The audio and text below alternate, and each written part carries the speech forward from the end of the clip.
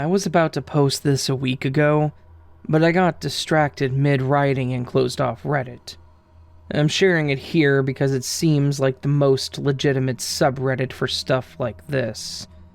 I feel like other subreddits consist of 95% fabrications, whereas here, people are genuinely confused and skeptical. Regardless, let's not get political. This happened around a year ago. I only decided to share it after a dream reminded me of it.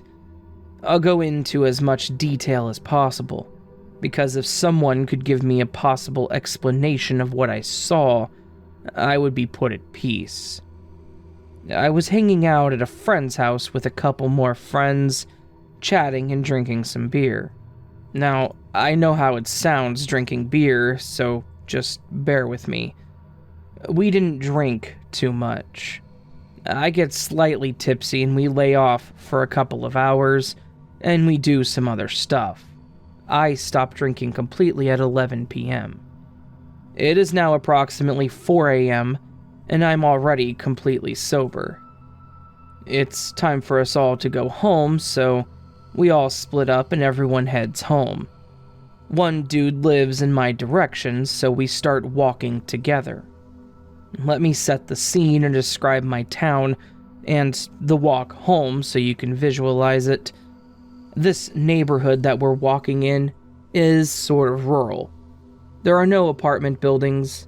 It's just one or at most 2-story houses on each side of the road.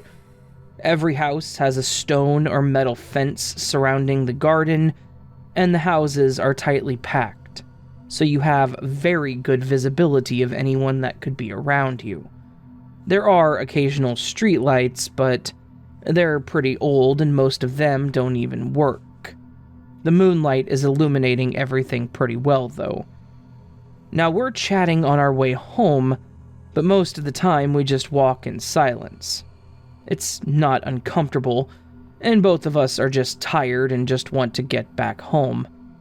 We're about 100 meters away from my friend's house, walking in one of those silent moments, and something in our path catches my eye.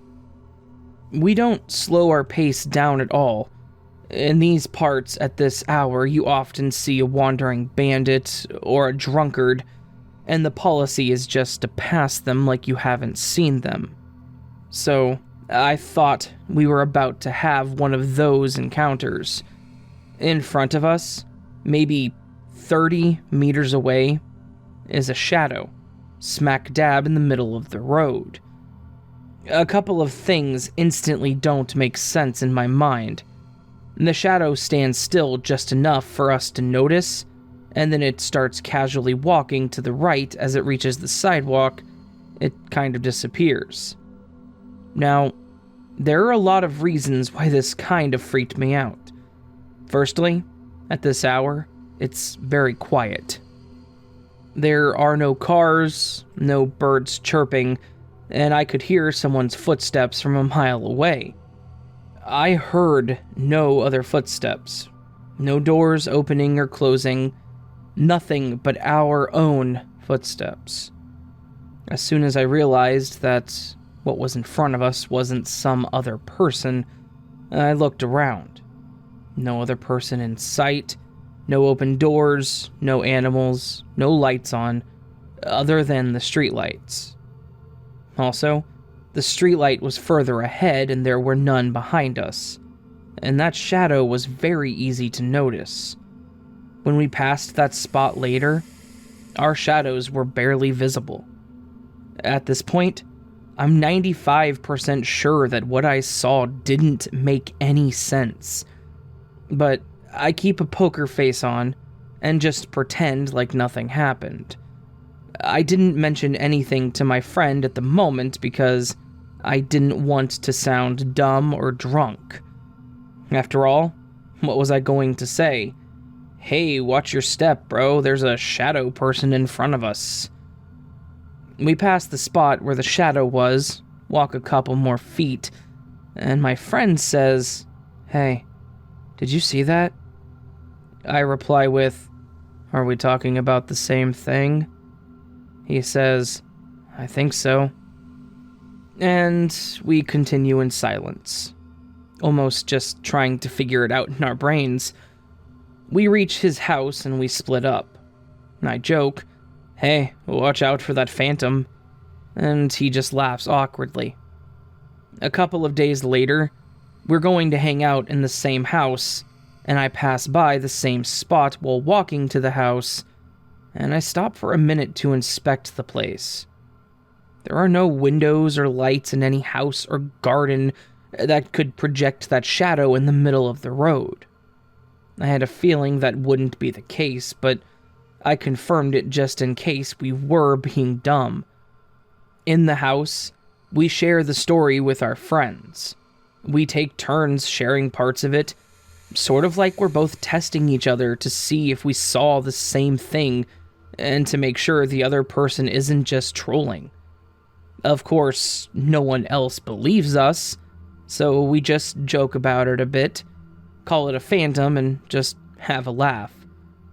I haven't mentioned it again since then, because as far as I know, my friend's parents are very religious. As for him, I'm not sure, but I think he's atheistic.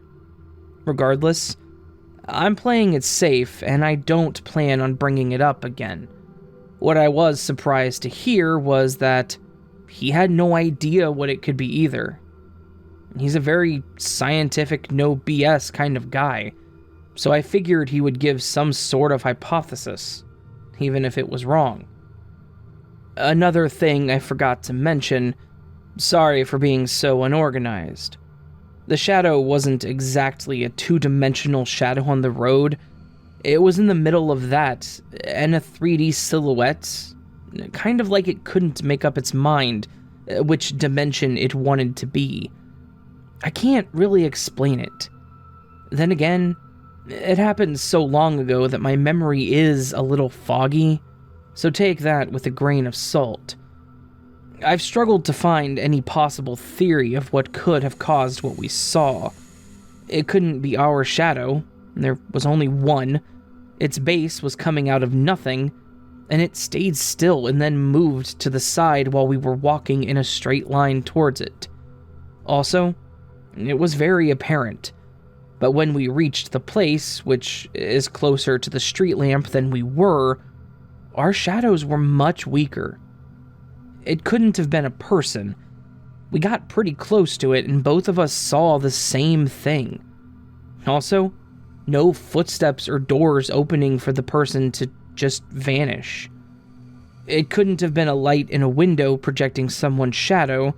The shadow was human-sized, indicating that something close to the source could be creating it. Also, it moved half the diameter of the road without shifting in size.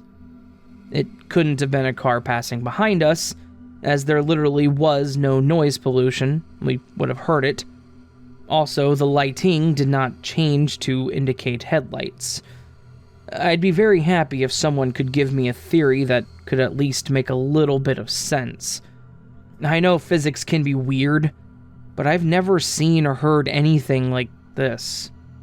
So, you'll have my respect if you can come up with something reasonable just by reading this text. Thanks to everyone that's stuck with this so far.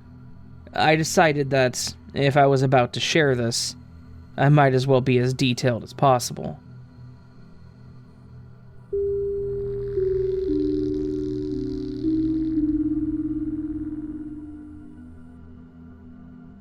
I'll begin by stating that this happened almost 2 years ago, but I still can't explain it.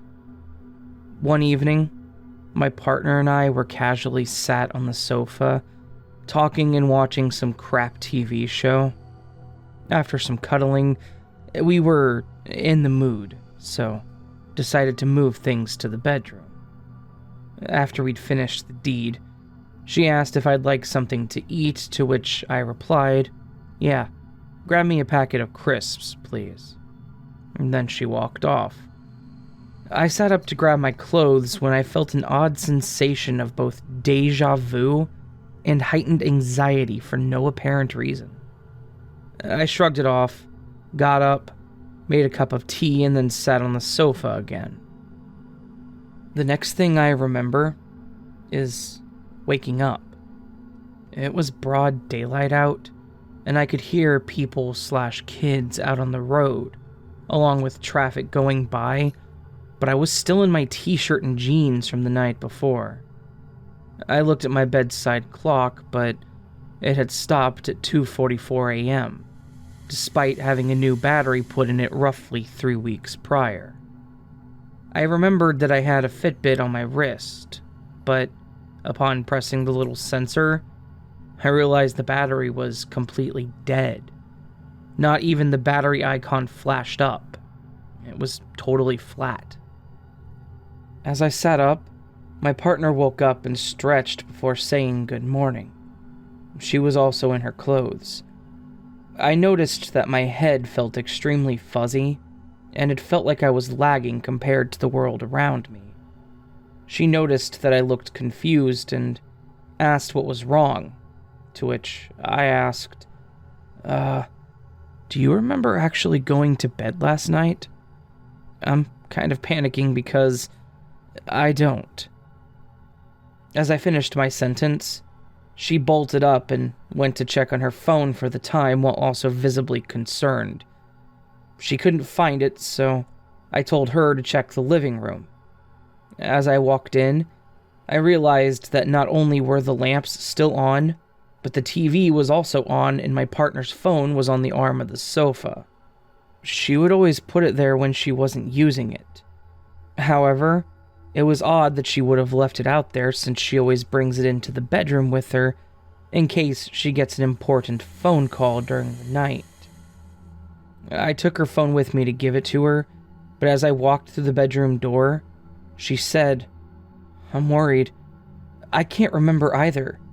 I'm trying to think, but the last thing I remember is us drinking our tea while sat on the sofa, talking about something on TV." I told her about the living room lights still being turned on, as well as the TV, which alarmed her even more. She got up from the bed and walked to the front door, so I asked what she was doing, and she says, "Why is the door unlocked?" This was another oddity. We hadn't been out that day, and I very clearly remember locking the front door the day before when we had gotten home from shopping. Plus, our town is pretty nasty, so we're big on keeping the doors and windows locked at night. She went to check her phone, but that was also completely drained, so we went into the living room and looked at my PC clock, which said the time was 9:17 a.m. So there were 9 hours that neither of us could account for. We racked our brain for days, but neither of us could come up with any kind of rational explanation. Neither of us were overly tired, no history of memory problems. We even started to think that maybe someone got into our flat and put something in the tea we drank before waking up, but that makes absolutely zero sense. Nothing was robbed. Everything was exactly how we had put it the night before, but it was like we had decided to just head to bed without turning anything off. The most logical thing I could think of was a possible gas leak, but I still don't think that was it. We had a gas inspection no more than 6 weeks before this happened, and everything checked out. Plus, we have 3 detectors in different rooms, the kitchen, the bedroom, and the living room, but none of them went off. Fast forward about 8 days, and we were in the middle of a mild heat wave, so I was sat with no top on. I got up to grab something when my partner asked what I had sat in. I wiped off my butt, but she said, "No, come here, it's on your back." She grabbed a wet wipe, but quickly realized that the marks were on/in my skin. They were really tiny squares on the lower lumbar of my back. Just a small patch of roughly an inch or so. They were reddish brown and resembled bruising or a half-healed burn. I hadn't sat anywhere new in days due to not going out anywhere, and nothing in our flat had left the imprint on my back. We checked everything from leaning against walls and appliances to the mattress and the springs, but we couldn't come up with anything. I'm not saying the markings are related to the blackout of memory, but it's just, extremely strange and coincidental. Anyways, that's my weird story. Update for those interested. So, I took the photo of the markings on my back on my old phone, which has sat in the bedroom drawer for well over a year now. Upon turning it on, I found that every file on the SD card in the device was corrupt, and has somehow managed to corrupt all of my other photos. I have no idea how this happened, but I have a feeling it may have been dropped when we were moving. As you can imagine, I'm pretty pissed off with this for many reasons. I've lost a lot of family photos that hadn't been backed up, as well as the photograph of the marks. I'm going to try to recover anything that I can, but honestly, I'm not hopeful that it will be possible.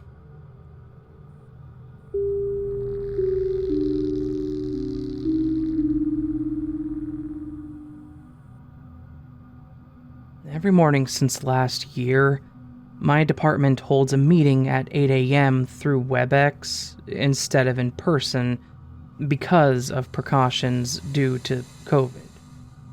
At around 7:30 a.m., right now, I head downstairs to use the bathroom and have a pre-meeting smoke to mentally prepare myself/unwind. It's usually around this time frame that my manager walks past me, 10 feet to my left, opens the door and goes up the stairwell leading to our offices. Friday morning was no different than any other day.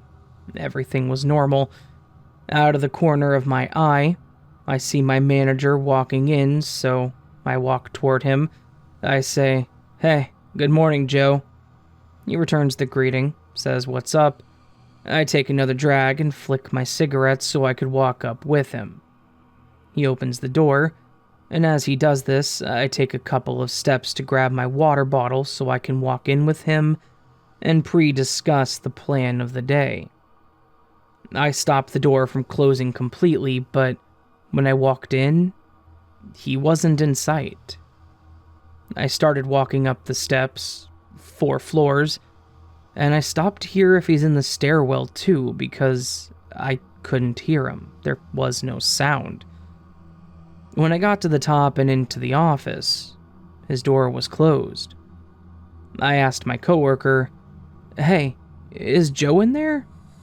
as his door was already closed. She tells me, "No, he's not in yet." I looked at her confused and asked if she was sure, and she confirmed that he wasn't. He would have to walk right past her to get into his office, and she would have noticed. So, I turned the knob of the door and I opened it to a pitch-dark office and no Joe. Confused, I walked to the window and his truck wasn't there. At this point, I'm at a loss. So I go back and ask her again if she's sure or if I'm crazy. She laughed and asked why. I told her that I just saw Joe and that we'd had a brief discussion/encounter downstairs. She swears up and down that he has not been in, and he won't be for a while, as he's in the meeting on the other side of campus. I said, "Linda, I'm telling you, I just saw him and I spoke to him. Green flannel shirt, jeans, he was carrying an open toolbox and had a package on his arm. I swear I just saw him." The morning meeting went on. Joe wasn't involved. I sat there confused, but accepted that maybe I'm making things up and maybe it didn't happen. Maybe I'm tired and I'm just used to that being the normal. But I know that I saw him and spoke to him. 45 minutes later, I'm at the printer between Linda and Joe's office, and the door at the top of the steps opens up, and in he comes. I turned and looked, and I wish I could have seen the look on my face. He walks up and says his usual, good morning, what is up? And Linda looks at me and says, look at your face. Joe, look at him, he's pale white. I couldn't believe it, and now Linda could see it on my face. I was confused and shocked. Joe laughs and asks what's going on. Enthusiastically confused and scared, I asked, Joe, did we have a conversation about an hour ago at the bottom of the steps? He looked at me confused and explained that he was on the West Shore in a meeting at that time, and then he stopped for donuts on his way over here for the office and the crew out on the floor. He looked right at me, wearing a green flannel shirt that I've never seen him wear before, blue jeans, a black toolbox, and a white box of donuts tucked under his arm. He laughed it off and went about his morning routine. I stood there in disbelief. Linda stared at me confused and in dismay. It bothered me all morning and afternoon. I felt off as I went home. Later on that evening, I decided to pour a drink. I had one and decided to take the elevator downstairs and have a smoke outside. When I was done with the smoke, I disposed of it properly and turned around to let myself back in the building. As I turned around, I swear I felt everything slow down immensely. And I remember saying out loud to myself, something is wrong. What is wrong with me? And I slowly dropped down to the ground and took a knee. Everything felt off. I stood up slowly, thinking of who I should call. I just didn't feel right. As I slowly stepped toward the door, everything sped back up to normal, and I felt completely fine. I'm not really sure what to make of any of this, and to be honest, I haven't felt right since Friday morning. Any thoughts? Because I'm at a loss. It feels like wherever I'm at in the moment, I'm not. Like I'm in a dream or something. Nothing feels normal. Walking, conversations, people seem different, and everything feels slower.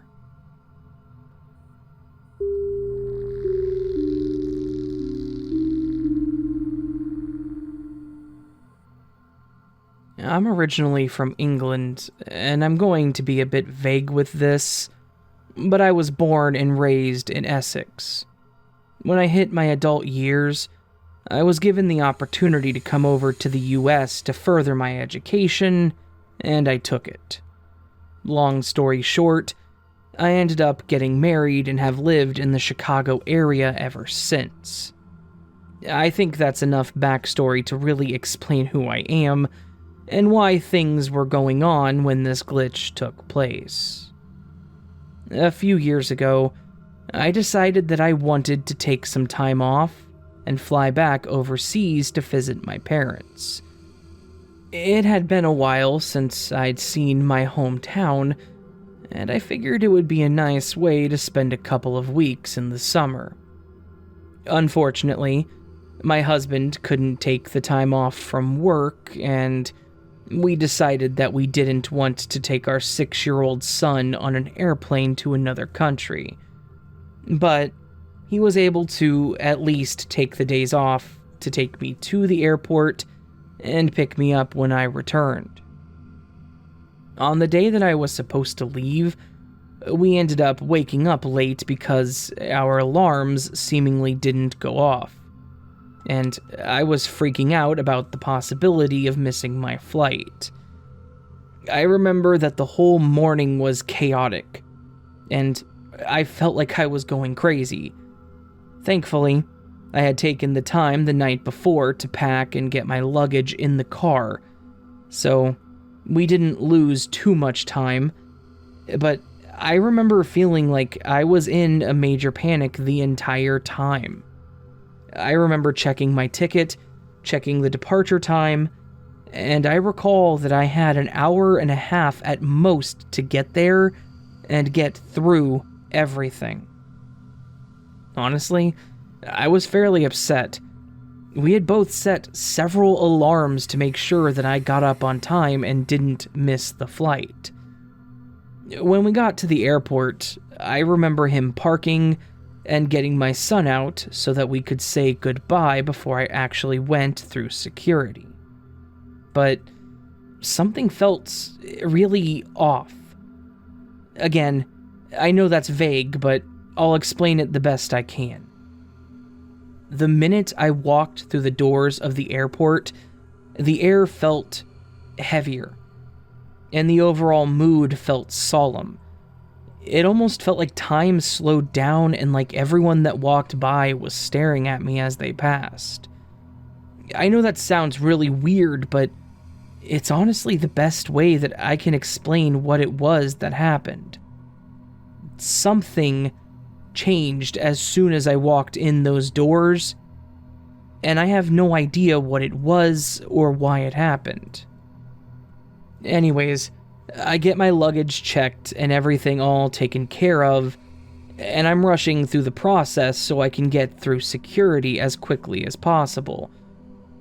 I'm making a quick walk back toward the gate, and my husband and son are trying to keep up when he asks me why I'm rushing so much. I just kind of stared at him. Did he not remember how much we were panicking this morning to get out the door and get here? I told him that we were running late, and that I needed to get through security ASAP. To which he looked at his wrist, then back at me, and drops a bombshell that confused the hell out of me. He stares at me confused and then says that my flight doesn't leave for around 3 hours. I was shocked by him saying this. I had an hour and a half left when we left home. Had he just remembered the time wrong? I ask what he's talking about and pull up my ticket to look at the departure time. And he was right. 2 hours and 43 minutes before my flight. I asked him how that was possible. We woke up late, and I asked why we were freaking out so much to leave the house if we had that much time left to go. He again stares at me confused and explains that we woke up on time. He completely disregards my statement and tells me that the entire morning has been a smooth ride and that everything has gone as it was supposed to. I mentioned the alarms not going off. He says that his alarm went off and that he woke me up that morning. He then tells me that he noticed about halfway here that I was looking upset, and he kind of just chuckled and asked if it was because I thought I was late. I told him no, and moved on. I honestly was done trying to explain it. I have no idea what the hell happened when I walked through those doors, but it was as if my entire morning had been reset to how it was supposed to be. We weren't late, there was no panic, and we had woken up on time to the alarms. I distinctly remember all this, though there's no doubt in my mind that my version of events happened. I just don't think they happened in whatever timeline I shifted to.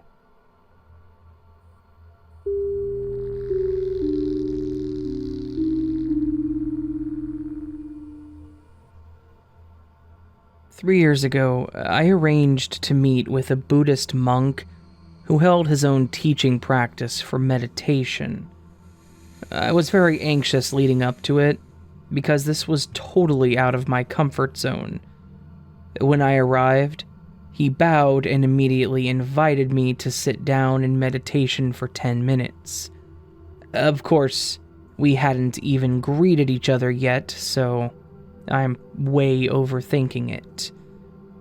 I sat down, and a few minutes later, I experienced something crazy. It felt like being dizzy horizontally, like my mind was doing backflips, and it made me nauseous. I had a clear vision that he was literally trying to pull my consciousness up into this room, not the one we were in, to speak with me there. It was clear as day, and I was terrified. Coming out of the meditation, I was sweating. I told him about it right away. I was a blubbering fool, and he just smiled. He reminded me to breathe and said that the mind can play tricks on us. But that's not the end of the story. And after I left, despite my extremely anxious experience, I felt inexplicably calm, awake, and present.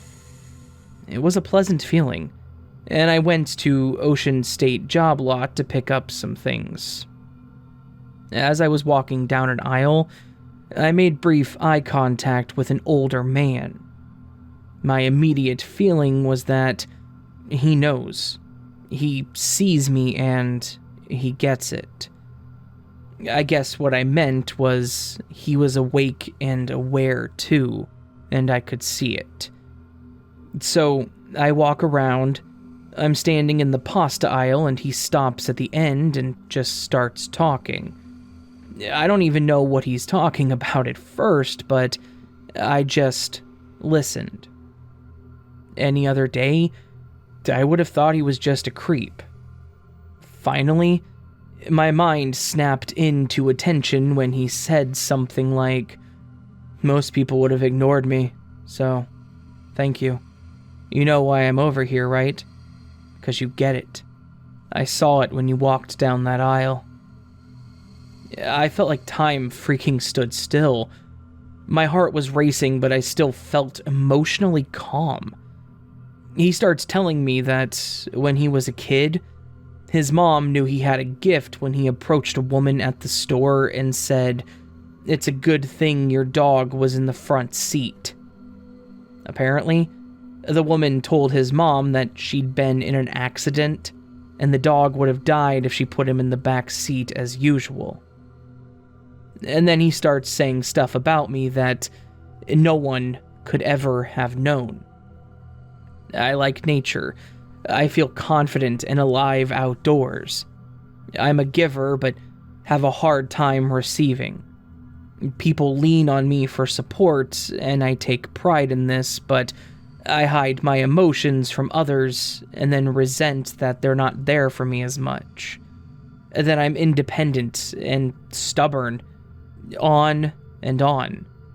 And the one that really got me that would be impossible to predict, that I feel most at peace and connected to myself when I'm by bodies of water, because I associate it with the seat of the soul. I've been dreaming about water nearly every night for over a decade. I often associate it with the subconscious, and where do I go when I need to center myself? Water. Every single time. I have no way of explaining this, you guys.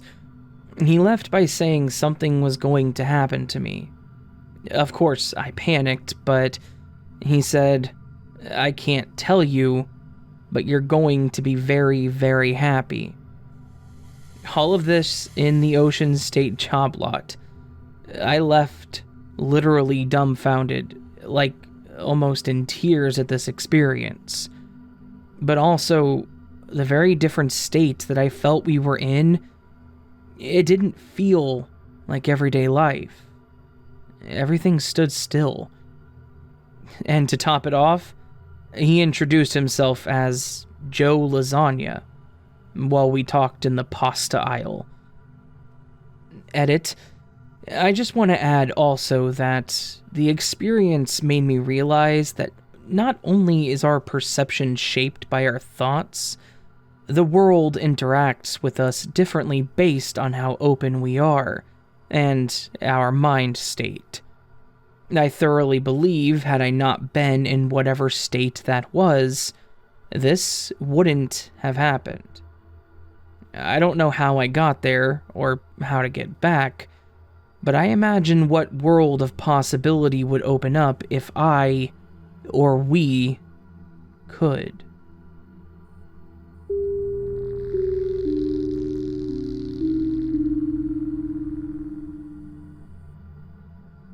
So, a while ago, maybe 5 years or so, me and some friends broke into an abandoned house. The front door was completely blocked off and sealed, and you would have to destroy it to get in that way. We got in by breaking a window in the backyard and climbing in. It was a long abandoned home. The architecture was early 1900s, maybe even late 1800s. It was quite interesting, actually. We found a bunch of old books, newspapers, and notes gone brownish yellow from age with the dates on them from the 1920s to 1930s. I remember one handwritten note had the date of May 1930. Something. I can't remember the exact year, but it was the 1930s. It had the date on the top, and it said something like, "Dear so-and-so, how is your family? How is your child with the flu? Are they all right?" And blah blah blah, stuff like that. Anyway, there was stuff everywhere. All over the place. You could barely walk. There was destroyed furniture, a doll collection, a broken grand piano, and books and stuff like I already mentioned. This is important to remember.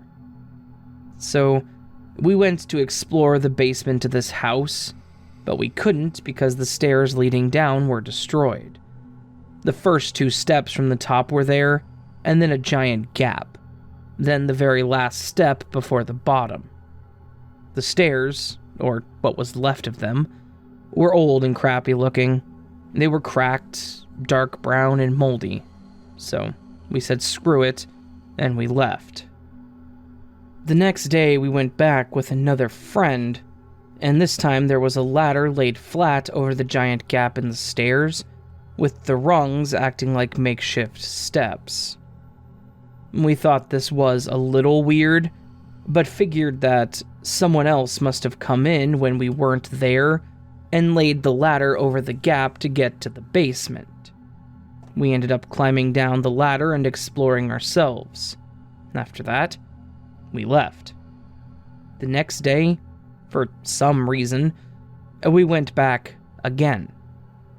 This time, though, the stairs were intact. No ladder, no giant gap. All the steps were there, and I'm not talking repaired. If someone had repaired them, they would have looked new compared to everything else in the house. New wood and whatnot. But they didn't. They looked old and crappy like everything else in this house. Old, dark brown, cracked, molded wood. These stairs were not repaired. They were just never broken to begin with. Which was completely impossible. We had seen them broken just the night before, and there was no way someone brought tools into that house. Not through the sealed front door and all the crap lying all over the place, and then repaired the steps in one day and left. There's just no way. We kind of freaked out seeing those stairs, and we left pretty quickly after that. I'm not really a supernatural kind of person. I don't believe in ghosts, or even glitches in the Matrix for that matter, but to this day, those stairs give me the heebie-jeebies. I have no idea how they fixed themselves, and I wouldn't have believed it if I hadn't seen it with my own eyes.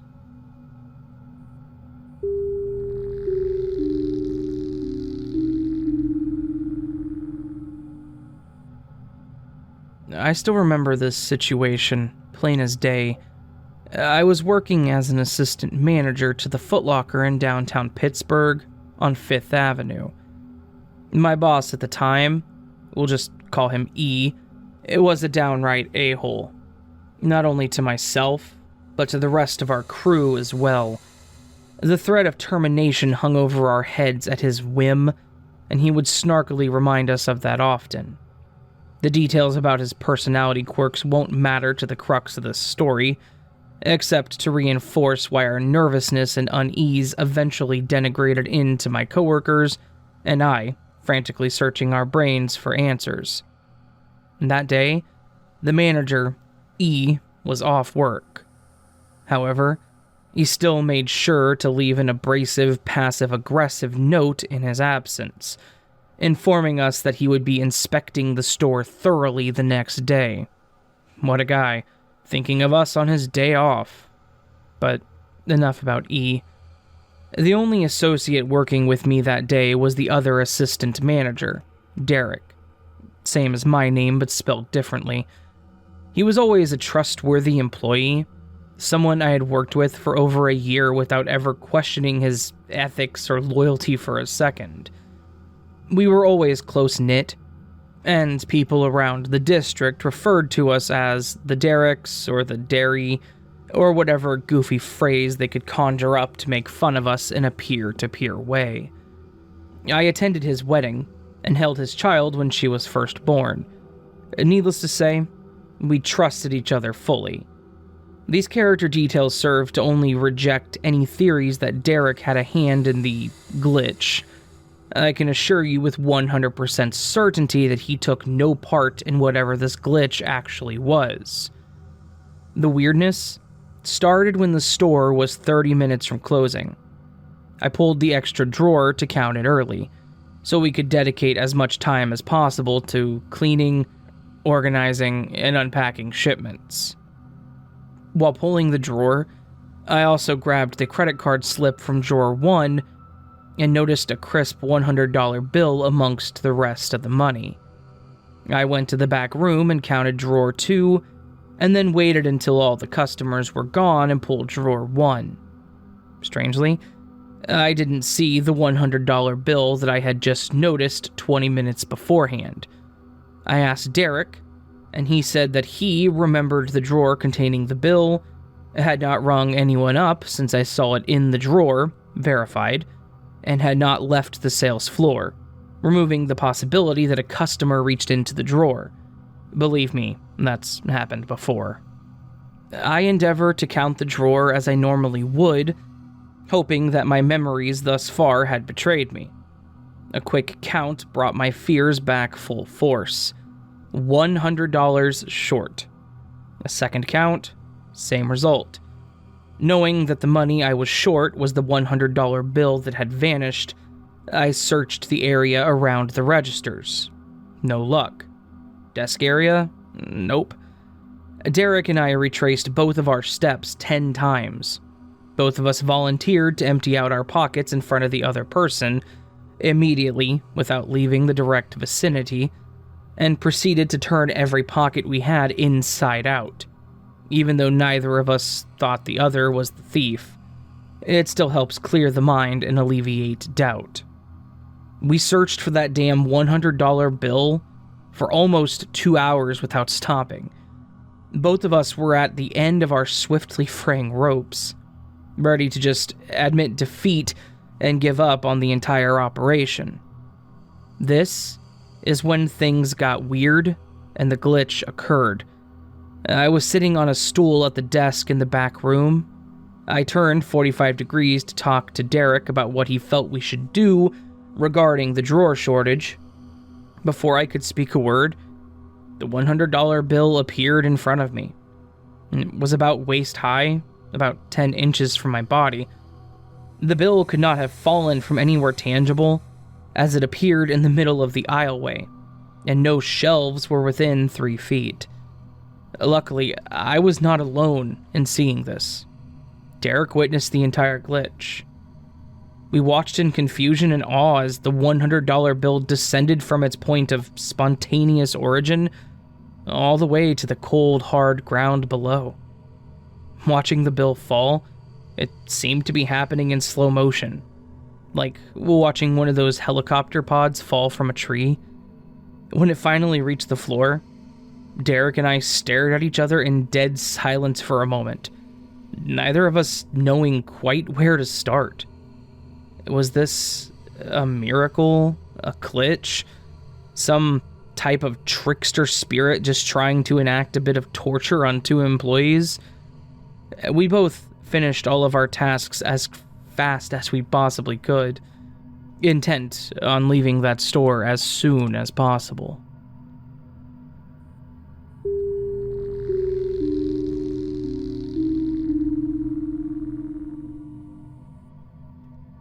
I wear my class ring every day, and I keep it close on my person. I only remove it to wash the dishes, cook, shower, or wash my hands. Each of those times, I put it in a pretty obvious place: kitchen counter, windowsill above the sink, or in my pocket. I've had this ring since 2014, and I value it immensely, and I always keep an eye on where it's at. The other day, I use the bathroom and go to shower, and I place my ring on the windowsill to be put on after I finish. Of course, I forget to put it on, but I remember leaving it on the sill, and I'll come back for it after I go change and get breakfast ready. After cooking breakfast and eating with my girlfriend, I remember my ring and go to grab it from the bathroom, only to find that it's not there. I go to check in the kitchen on the counter, and it's not there either. Where did I place it? I thought. I asked my girlfriend, and she tells me the last time that she remembered seeing it was last night while you were playing with it on the couch. Which was true because I remembered that too. I also remember leaving it on the bathroom sill though. So we proceeded to tear through the house for the next 2.5 hours looking for it. I'm looking in the cabinets, the fridge, the bathroom floor, the trash, the cat litter, because I changed it that morning too, the bedroom, the spare room, under the bed, under the washer dryer. We do have a cat that has a knack for taking things that aren't his, and just every possible place we could think of. We could not find it anywhere. I'm at the brink of just giving up and calling it quits, upset as I was because the sentimental value that ring has to me. I give up for the time being, cook a quick lunch using my kitchen island, and go back to packing my clothes for a work trip in the bedroom. I finish packing and take the bag to my living room. I turn to walk back through the kitchen to get more stuff from the bedroom, and there it is, sitting on the kitchen island right next to my water bottle. The thing is, I searched that island several times over before we did our 2.5 hour search. I cooked on that island not more than 20 minutes prior, yet it was sitting there on the corner, out in the open, as if it was just waiting for me to find it. I chuckled. I go to the spare room and told my girlfriend to quit tugging my chain and to tell me why she had it this entire time. She swears up and down that she had no part of it. She was in the room watching TikTok videos, which I did hear when I was packing my clothes, and I didn't hear any creaking on the floor, which it usually does when you walk through the house.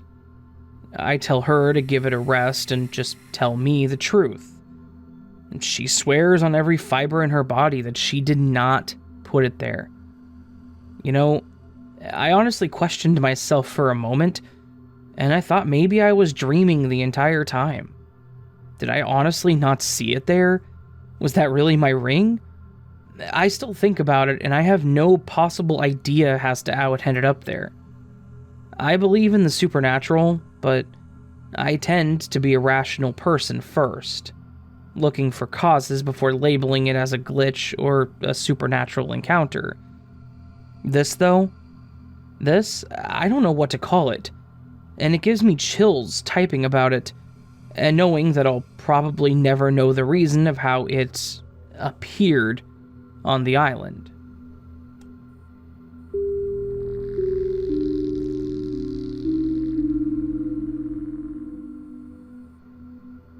let me start off by saying I was reluctant to believe in the whole glitch thing, but I've had some really big glitches that may have made me accept the concept as possible.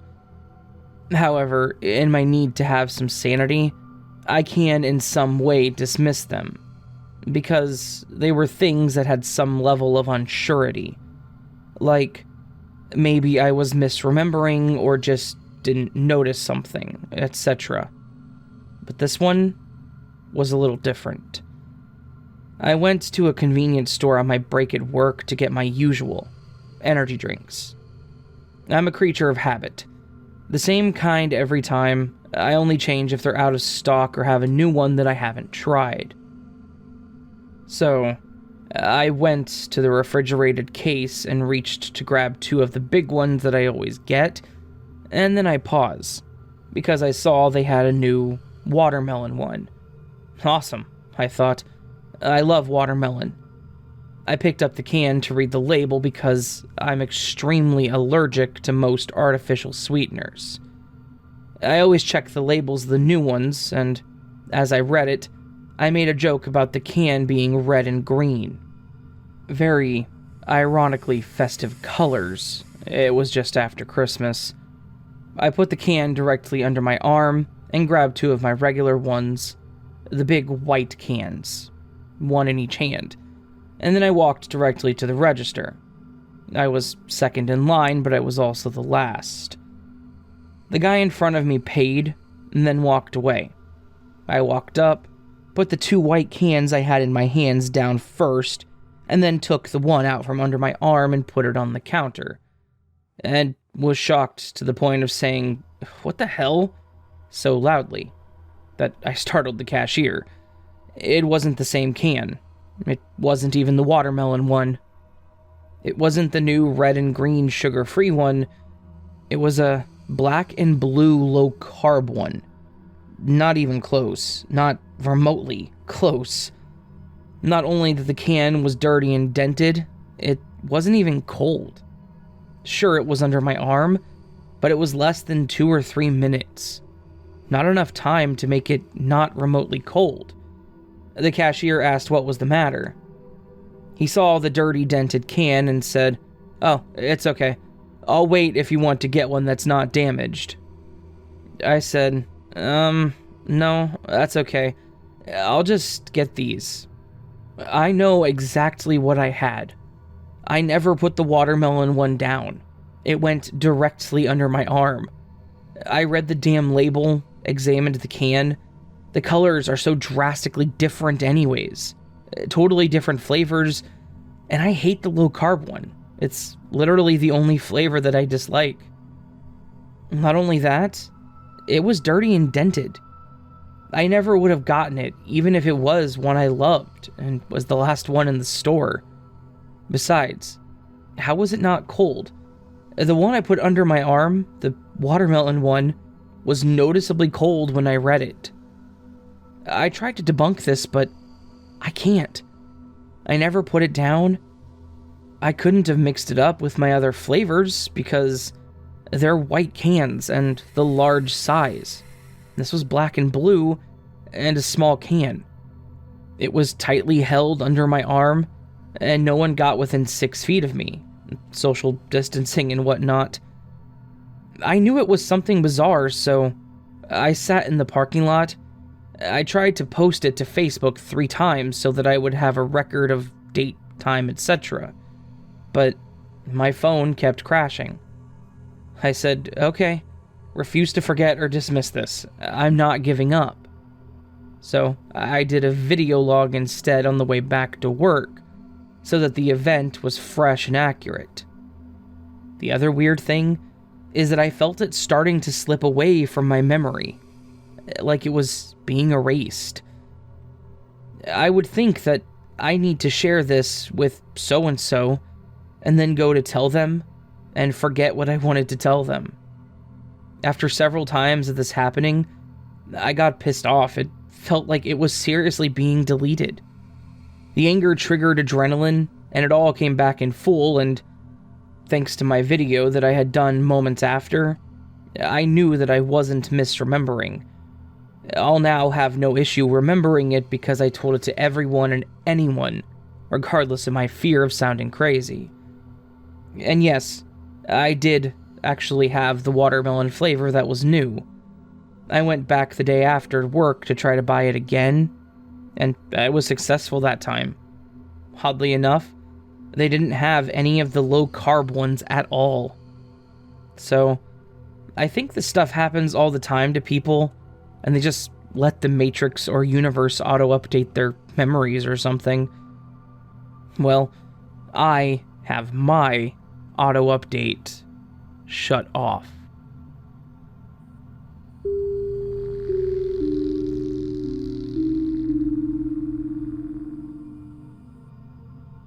This post may run long because it's my first time sharing a story on Reddit, and I'm no expert writer. This happened several years ago when my friend and I were in high school. We would always hang out either at his house or mine. We happened to be at his house that day. He lived in a pretty normal suburban neighborhood with about a mile of woods behind his house, separating his neighborhood and another one. We liked to go back there and explore the woods every now and then, instead of staying inside and gaming. One of the times, we were just exploring for a while, kind of just circling the woods. After walking for about an hour or so, just chatting and messing around, we came across a seemingly random house right in the middle of a big clearing. We'd been in these woods several times before, but never saw this house. We figure we must have just never come this way before. We move closer to investigate, and the place is basically destroyed. It's a single-story house. There's a big hole on the back side of the house that looks like it was hit by a wrecking ball. We enter from there, and the inside is no different. Old, torn-up furniture, walls, and floors make up the inside. At the time, my friend and I were fascinated more than anything, making theories and jokes to each other about what the history of this strange house could have been. At one point, we thought it might have been owned by some kind of serial killer, because it had several newspapers scattered around with a lot of missing persons reports on them. Again, being dumb kids, we somehow found this more amusing than anything. As if this place had been put as some sort of haunted house destination for Halloween. Anyway, after further exploration of this house, we found what looked like a hatch on the floor that may have led to some kind of cellar or bomb shelter. It had a lock on it so that we couldn't bust it open, because as brain-dead teenagers, we wanted to go down there and explore some more. After a few more attempts to get this hatch open, we decided to head back to his house to get some bolt cutters. We get back to his house, grab the tool, and then head back to where we came from. We had made our way back in the direction we thought the house to be in, but we never found our way back there. We thought maybe we had just gotten turned around, but we followed a pretty distinct path back. We spent maybe another couple of hours combing that small stretch of woods for the house, to no avail. A little weirded out, we gave up. We headed back and didn't really give it too much more thought beyond a couple internet searches for anything that may have been related to a house in the woods in that area. Nothing came up. Years later, my buddy and I are both married. Neither one of our wives believe our story. His wife even got on Google Earth and searched that area behind his old house. She found nothing. Anyone have any theories on what could have happened to that house? And before you ask, no, Neither of us did any kind of drugs. We were pretty straight and narrow kids.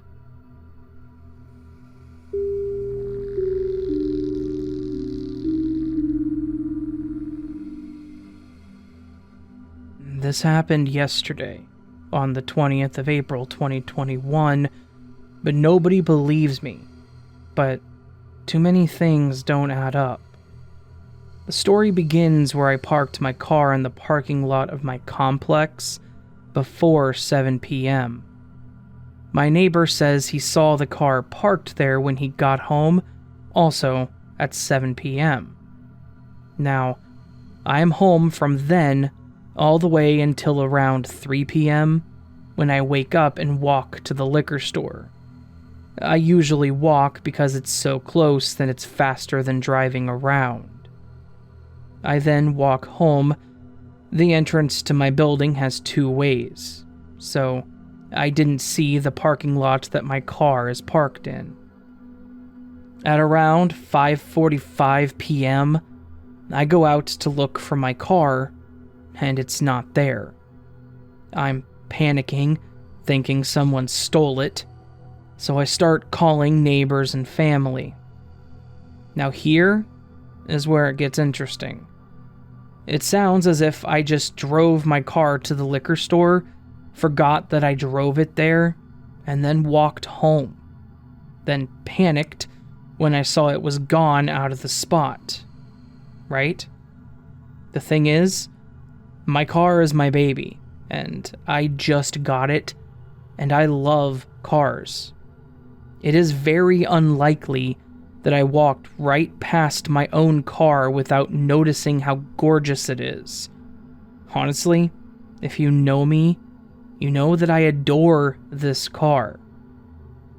Anyways, when I call my mom to tell her and ask if she saw it, she said she left for work around 1 p.m., and she said she did not see the car parked there, and saw the empty spot, and assumed that I parked on the other side of the building. Now, my previously mentioned neighbor who comes home at 7 p.m. and leaves at 7 a.m. said he did not see the car parked there at 7 that morning. He explained in detail how he grabbed the trash from his car, walked to the dumpster, which passes my parking spot, smoked a cigarette, and he said he did not see the car. He said that he noticed my other car next to it was there, but the spot where the car in question was parked was empty.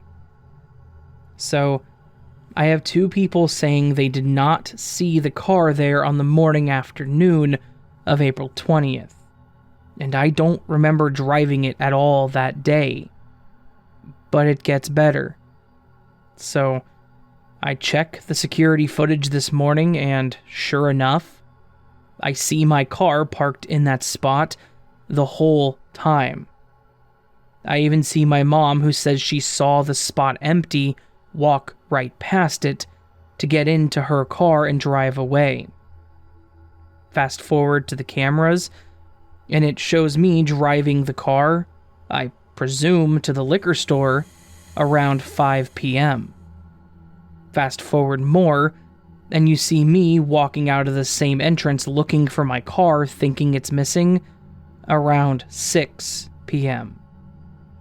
To resume the story, after that I think the car is gone, I call the police and I report it's stolen. I'm feeling dejected and sad, so I order a pizza for some comfort food. I take my other car and I drive, and something tells me to drive to the liquor store parking lot. Just a weird feeling. So, barely hopeful, I pulled in, and there behold is my beautiful Mercedes. I drive up behind it, confused as hell. I ask the liquor store guy working how long has the car been parked here. He replies, all day. I'd say since about 1 or 2 p.m. Now, maybe he's mistaken. but the car is on video in my parking lot at that time. Little did I know then. I wasn't able to check the security to verify, but I was positive that I was asleep at that time. Confused and overjoyed, I park the BMW and take my Mercedes to pick up the pizza.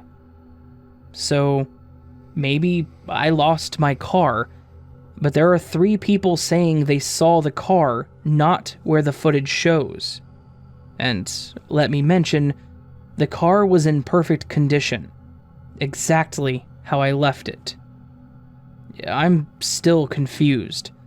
Maybe 3 people are mistaken, 4 if you include me, or it's just a glitch in the Matrix. Tell me what you guys think.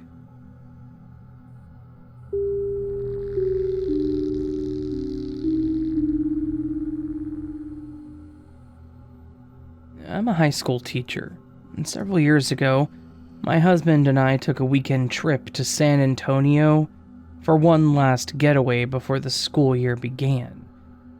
One evening, as we sat down at Joe's Crab Shack, I noticed that a boy in the family we sat next to looked like one of my students from 2 years prior. I didn't want to stare long enough to be sure, though, that it was him. However, a while into the meal, I heard the young girl, who I assumed to be the sister, call this boy by the name of my student. It's not a common name. I turned quickly now to look at him, and they all looked at me curiously. "Are you the last name that begins with C?" I asked. "No," they replied. "Oh, I'm sorry."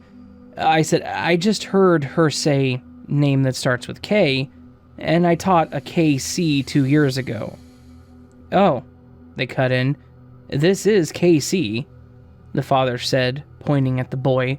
He smiled quietly, as was characteristic of him. "This is KC," he said again, "but we aren't the last name starting with C's. He's been saying you look like his teacher." One of them, can't remember which one, said. "Well, guess what?" I said, smiling at Casey. "I'm teaching juniors this year, so I might get you again." He was still just smiling, and the sister now had him in a playful headlock.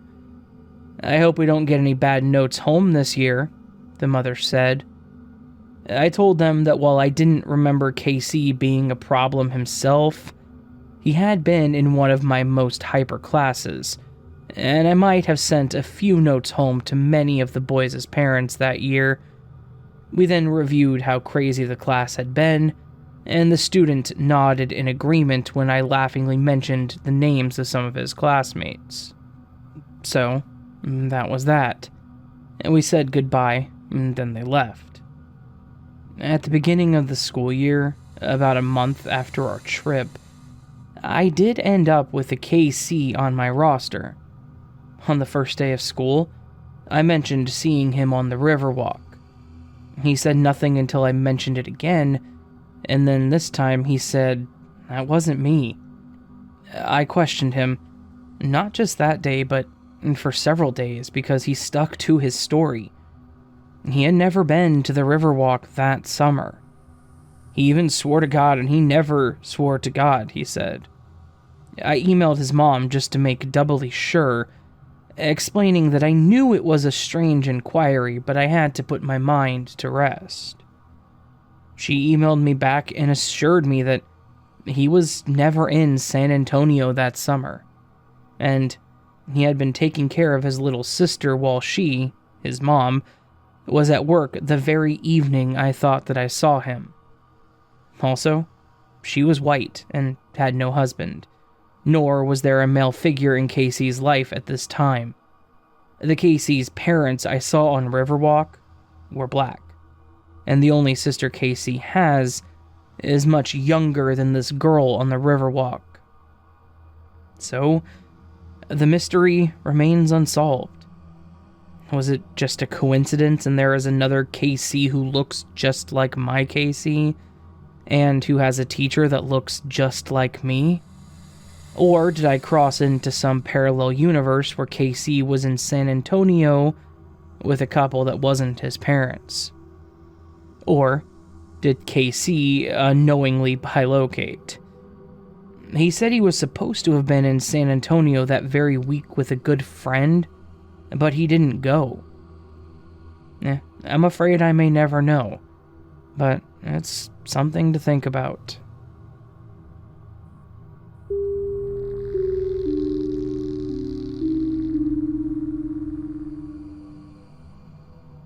So, recently, a lot of random things have been quite literally disappearing from existence with no explanation. Today, a very significant and strange one happened, but I'll start this with the first one that happened and end with the most recent.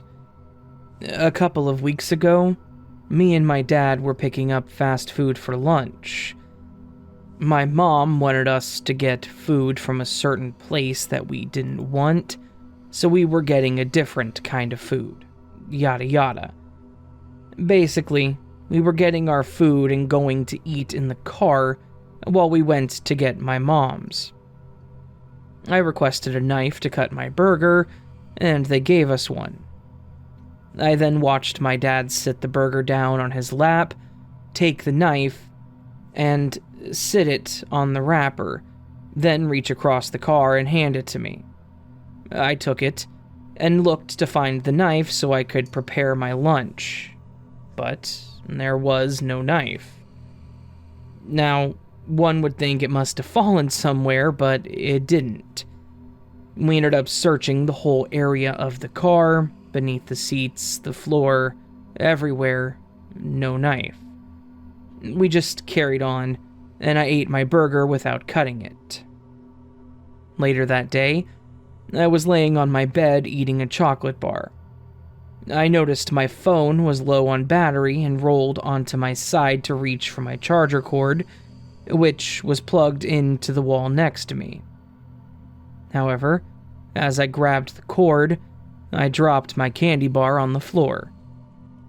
I just plugged my phone in and then reached down to grab the bar, but there was nothing there. I had just cleaned the room earlier, so the floor was completely empty near the bed. I searched around, shook out the sheets on the bed, looked underneath the bed and side table. Everything. It was nowhere to be found. I was irritated and confused as to where it went, but just shook it off as nothing and went back to my phone. Then, just a few days after that, one of the weirdest things I have ever seen happened. I was sitting in my living room, sitting on a little stool. We're doing some repairs on the house, so there isn't any actual furniture there at the moment. I had a bit of allergies that day, so I was blowing my nose. There's a few garbage bags lying around the room, again because of the cleaning and repairs and all that, so I just threw the napkin I used on my nose across the room at one of the bags. I missed, though, and the napkin rolled to the floor. I got up and walked over, but stopped for a moment to pet my cat because he was meowing at me, and when I looked back over, the entire trash bag straight up disappeared. Like, it was there 10 seconds ago, I was just looking at it, and then it was gone. I was actually scared and left the room immediately, and my parents started to get confused to that point. Then, the most significant thing happened today. I had gone outside for some fresh air with my mom, and it's still a bit chilly, so I was wearing one of my jackets. I took my jacket off once I got inside, and, with the hood of it in hand, reached over to hang it up on the coat rack that's by the door, and I'm not really sure how to explain what happened next. It sounds silly, but it was almost like I blinked and the coat was suddenly gone. Like, I was about to hang it up, and it just ceased to exist. I looked over at my mom and was like, "Did you see that?" But she hadn't seen it happen. We ended up searching the entire room trying to find it, went back outside to see if I dropped it, all that, but nothing. My jacket simply disappeared out of my hand, and I definitely didn't just forget putting it somewhere because my mom was right there and confirmed that I had just walked in and taken my jacket off, that I hadn't even crossed the room. This scared me absolutely senseless at this point, and after searching for it, I sat in the corner for like an hour, wondering how that happened.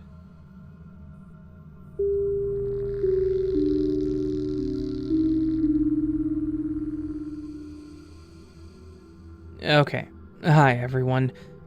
I just found this subreddit today while looking for some answers for an incident that I experienced about 2 weeks ago. It really freaked me out, and even now, I can't forget about it. So, some basic information. I'm 18, female, and was out at Panera Bread with my mom for something to eat. After we finished, I got up to throw our trash away, maybe 20 feet away from our table.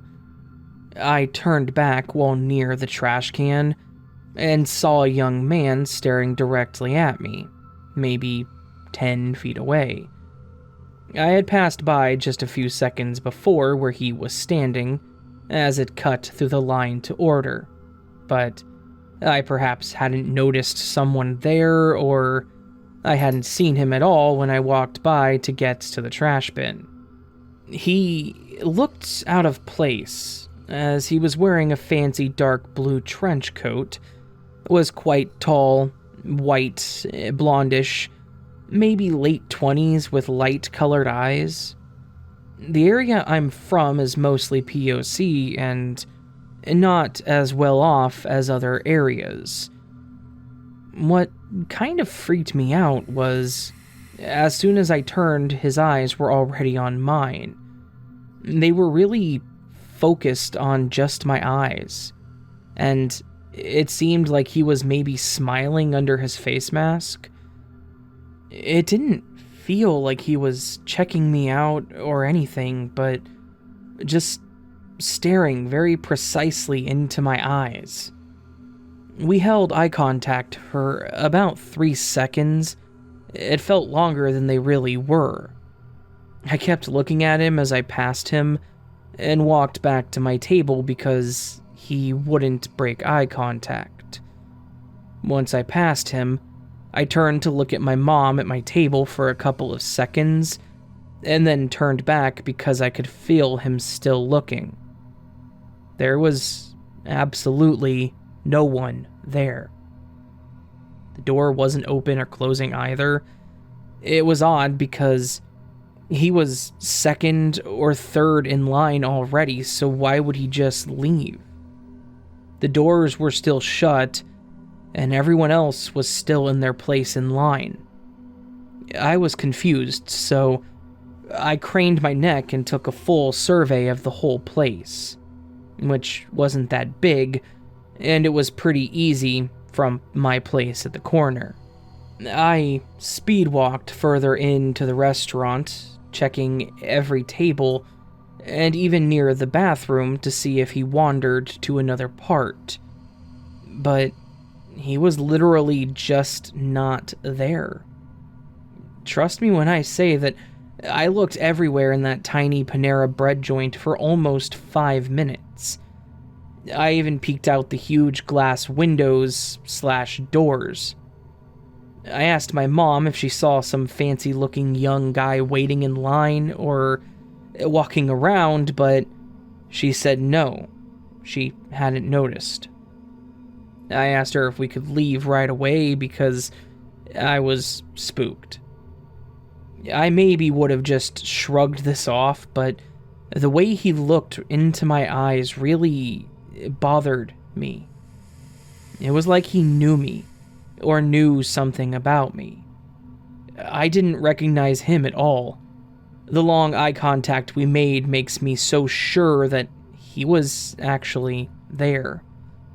It's been almost 2 weeks now, and it keeps popping up in my mind.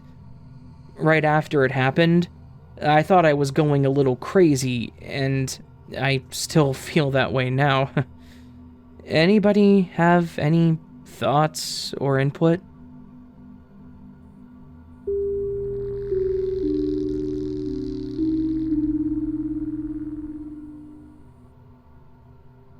I've been here a while reading the posts. I find a ton of them interesting, but most seem like fun, made-up stories, considering I could never remember having a glitch of my own. I'm sure they've happened before, but nothing that stood out as eventful enough to stay in my memory. Then, in December, I had my own experience. I'm still pretty mind-blown by it, but I figured I would share. I live in a small subdivision, evenly spaced houses, quiet neighborhood. I live close to Nashville, but far enough that we don't get too much light pollution. We get really good views of the stars and moon, especially in the wintertime, and especially this past year, seemingly.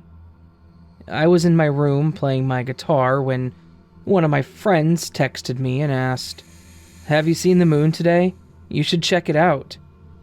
This was sent to me at 10:45. The Great Conjunction had just happened the night before, and we had been discussing space, the moon, etc., a lot leading up to it. That night it was pretty cold, but I wasn't tired, so I figured I would step outside and check it out for a second. I put on some warmer clothes and walked out the front door, where, at this time in the night, I typically see the moon directly from my front porch. However, when I stepped out, the moon wasn't there, but I could see the moonlight bouncing off the top of my car in the driveway. There were no clouds, and it can pretty much light up my whole neighborhood on clear nights. I realized that the light was coming from behind my house, so I took a right off my front porch to walk around the side. This is where everything got weird. I remember turning the corner of my house, and I saw the moon sitting over my neighbor's house. It wasn't a full moon, but cut in half from left to right. Think 9 to 3 on a clock, with the bottom half visible. I don't remember anything being unusual about it, other than it seemed brighter than normal, almost as if it were full. I took about 20 to 25 seconds to check it out, making sure my eyes were completely adjusted to the brightness, and as I was about to pull away, I felt my whole body start to vibrate, almost a weird hum, and I felt compelled to stare at the moon. I started to stare even more intently and focus on my breathing, because it honestly felt like the beginning of a DMT trip of some sort. That's the best way I could describe the feeling. And even though I was completely sober, I was completely overwhelmed with a euphoric, dissociative feeling. The moon looked completely normal, sitting over my neighbor's house still. I'd estimate that if I held my hand up to it, I could place 4 finger widths between the top of my neighbor's roof and the bottom of the moon. And then it started sinking. Fast. As I sat there watching the moon, it moved at a steady rate from a fairly high in the sky to the ridge of the house and then out of sight.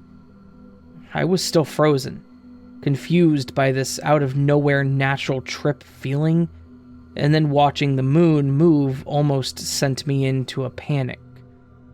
Once it fell out of sight, I felt the trip wear off over the course of a few seconds, and I immediately looked around me, thinking my life might be some sort of weird Truman show. I ran back inside through my front door and to the back of the house, where I knew I would be able to see the moon, where I saw it pathing. I looked at the clock on my stovetop, and it was 11:03. The moon sat still behind the house, and it didn't move, or went back to moving at normal speed, for about another 20 minutes, and eventually I had to quit looking at it to try to get some sleep. Anyways, that's my glitch. I'm still not sure what happened.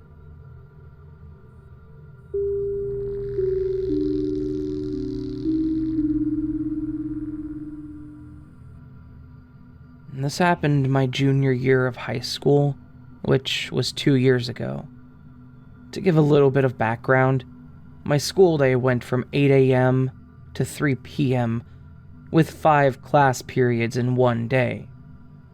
After school, I drove to the middle school to coach girls volleyball. I was an assistant coach. I always set my alarm for the same time to keep a routine.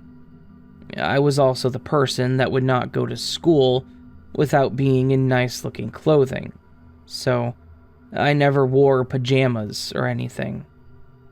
I TA'd my first period for my calculus teacher and never really did anything besides play on my phone. One day, I guess you would call it, woke up in the bathroom right down the hall from my first period class at school. I was just standing in front of the mirror, looking at myself. I went to get my phone out of my jeans and noticed I was wearing my fluffy pair of pajama pants and a cami shirt, which definitely would have broken dress code. I couldn't find my phone anywhere. I panicked a little because I remembered waking up, taking a shower, taking my medicine. I have to take it around a certain time or it makes me feel bad, and putting on jeans and a long sleeve shirt. It was the most unnatural thing for me. I was really confused, so I got out of there and started going back to my first period class. None of the classroom lights around me were on, and I really started freaking out. I just kept hoping I was having a weird dream.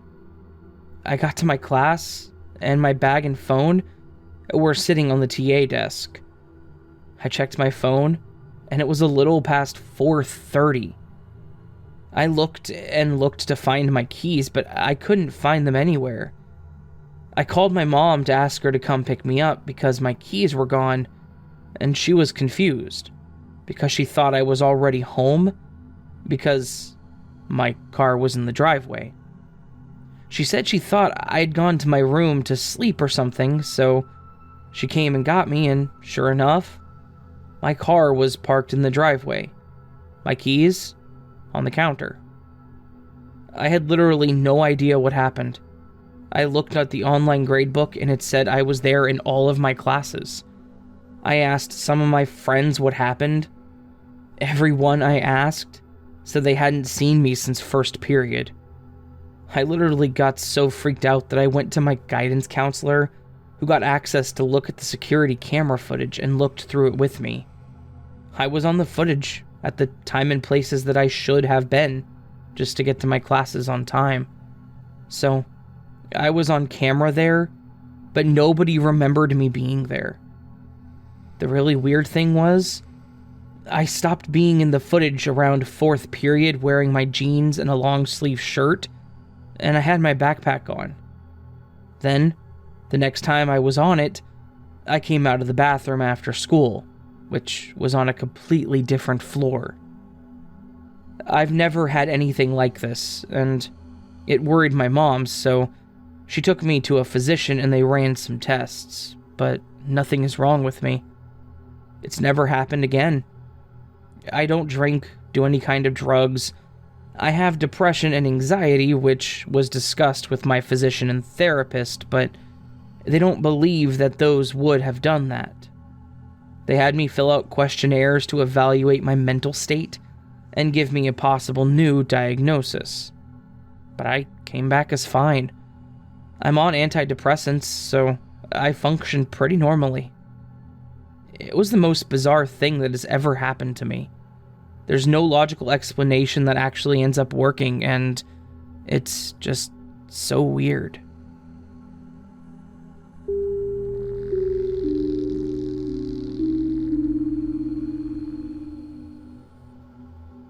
So, this is my first post here, since I've never really had something like this happen to me, but I just have to post it, as it happened the other day and it's still on my mind. A little bit of backstory. My name is Holly, I'm 24, female. My cousin, Stacy, is 27 and female, and she's my best friend in the world. We spend hours a day talking, and we're always spending every second we can together. Our bond is more like sisters as we grew up close. Last week was my 24th birthday, and we had a small party of just the closest to my friends that I live with. My cousin Stacy and I were upstairs. She was in the bathroom and I was in the bedroom, which are about 10 feet away from each other, but you absolutely cannot see each other from each room. The hall connects the two rooms.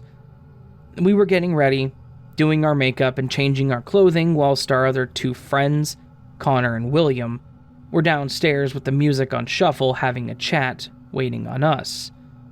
I would like to add a note here. At this point in the night, we were stone cold sober, so nothing could have affected us, and none of this happened to the boys at all. We were both singing along to a song that we both know very well, when suddenly, out of nowhere, the song slowed down. It's very hard to explain what happened, but it sounded demonic, like the 0.25x speed option on YouTube. I sat there listening to it for what felt like forever. The vocals were warped. The music was deep and unsettling and incredibly loud in my ears. As I managed to gather myself, I blinked, and the song snapped back to normal. I screamed, "What the hell?" But to my shock, at the exact same time I screamed that, I heard my cousin scream, "Whoa," from the bathroom.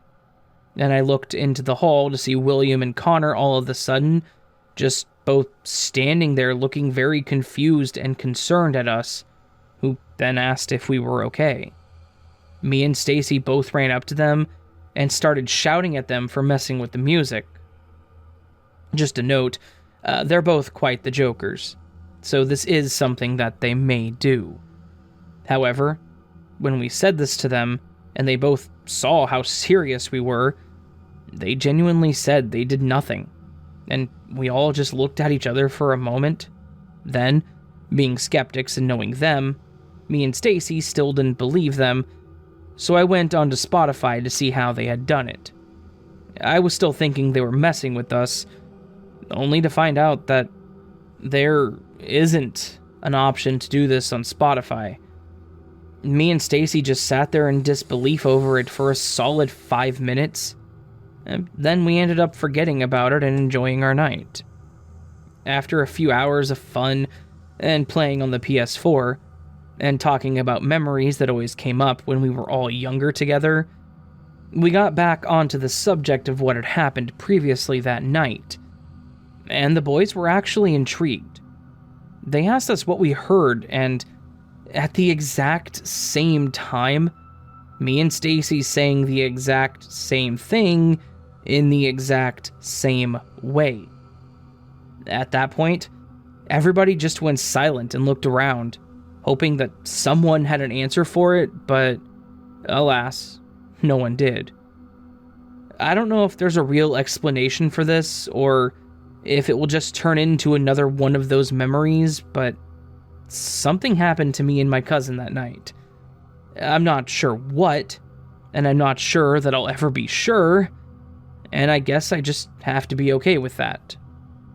It was honestly my first ever serious glitch in the Matrix experience. I noticed that it's one thing to listen or read the stories, but it's an indescribable feeling to actually experience one in real time, and I will never forget it.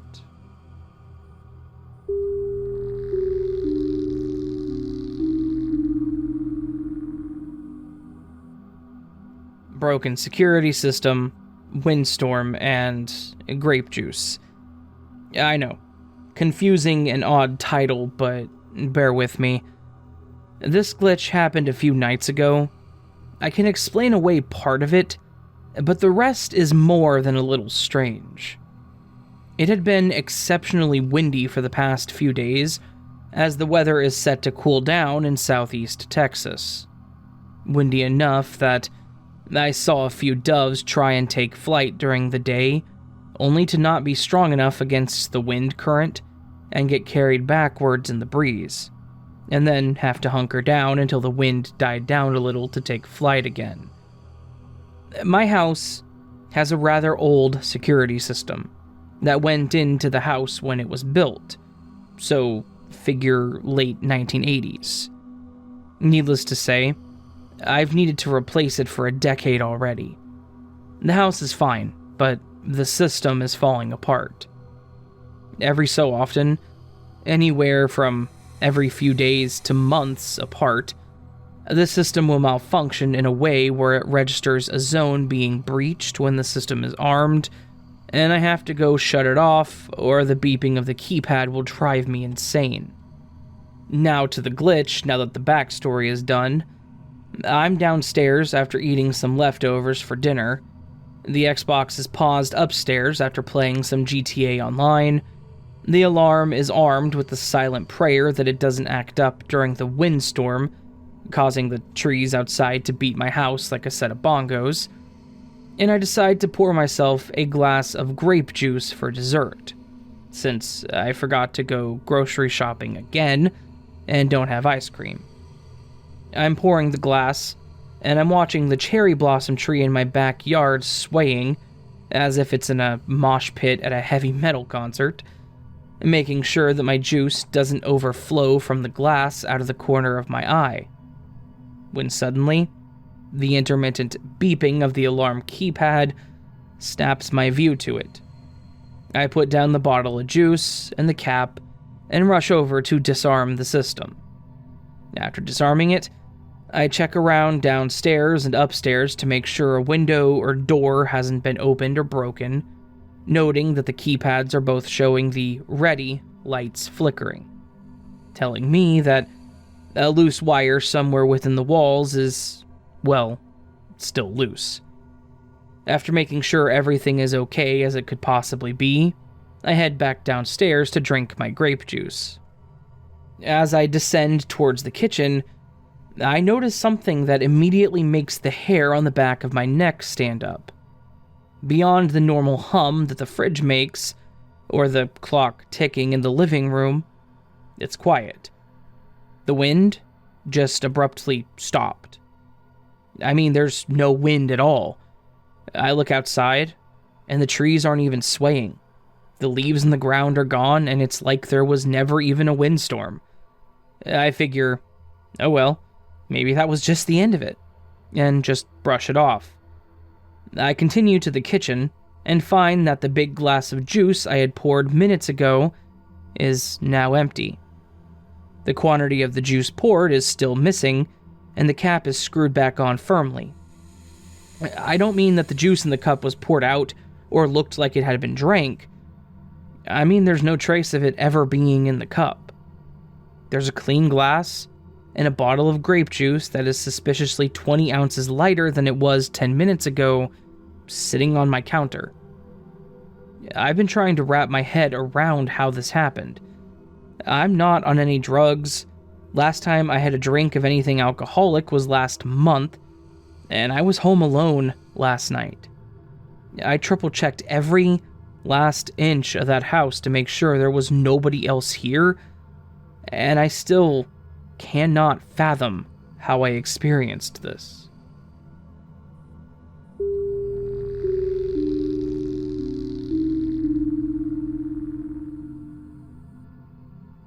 So, isn't this usually like my wife died years ago and every Sunday I smell her perfume? It seems like how this usually goes. Twice now, our apartment will suddenly smell overwhelmingly like my cologne.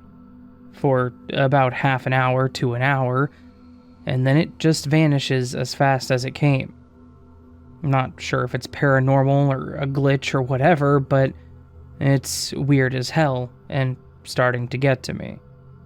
I'll put a lot of detail here and then a TLDR at the bottom.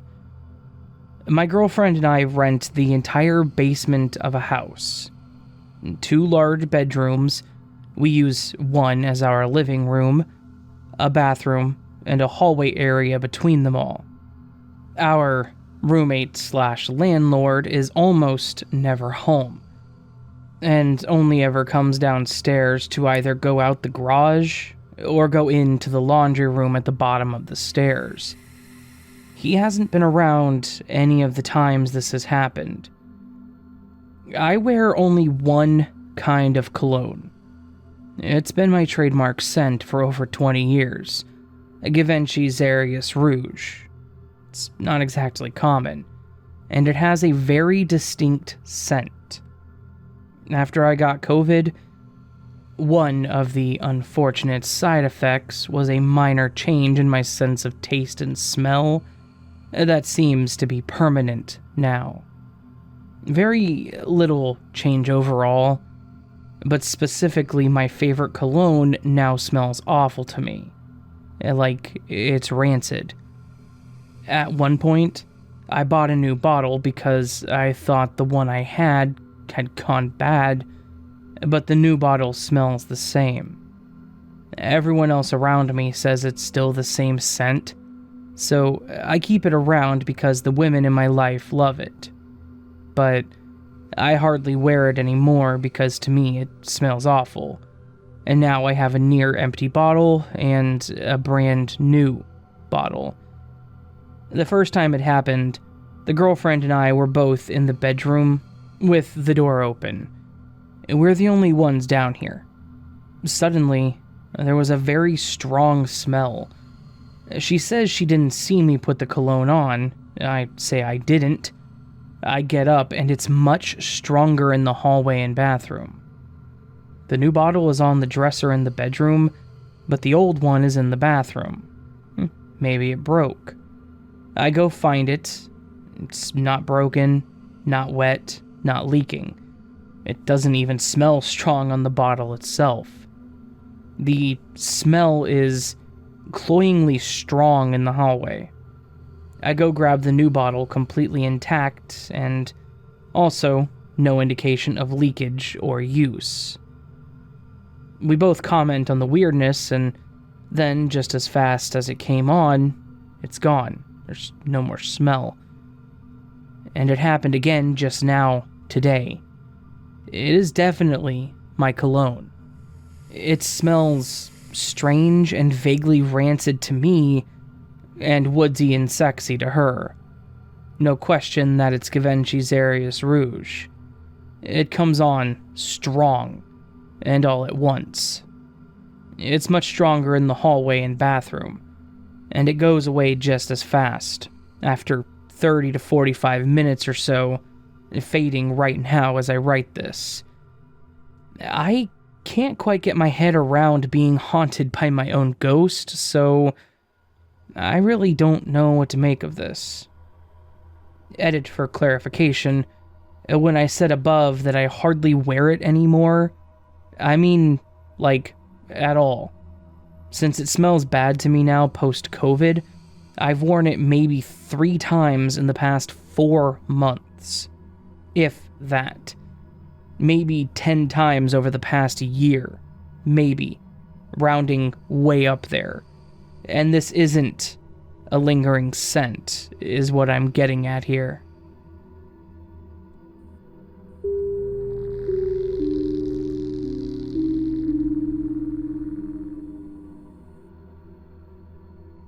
My dad usually finished work at 5 p.m., but this night it was really busy, and he rang to say that he probably wouldn't be home until after 9 p.m.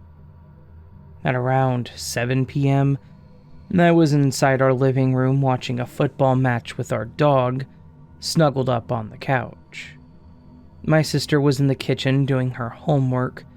We were the only two people downstairs as my mom was taking a shower and my brother was in his bedroom. To make it easier to follow, I'll describe what each of us heard as we were all in different parts of the house.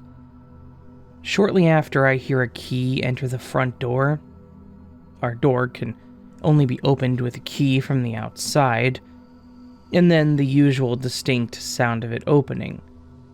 Jesse's ears perked up, and I remember being excited because this meant that Dad was home, and we would be able to watch the rest of the match together. Usually when he arrived home from work, he would stick his head in, but I thought nothing of it because he was probably tired after his long day. After 30 seconds later, I heard this person start walking up the stairs. Like a lot of people, I can easily recognize footsteps, and this definitely sounded like the usual slow way my dad walks up the stairs. I thought no more of it, and went back to watching the game.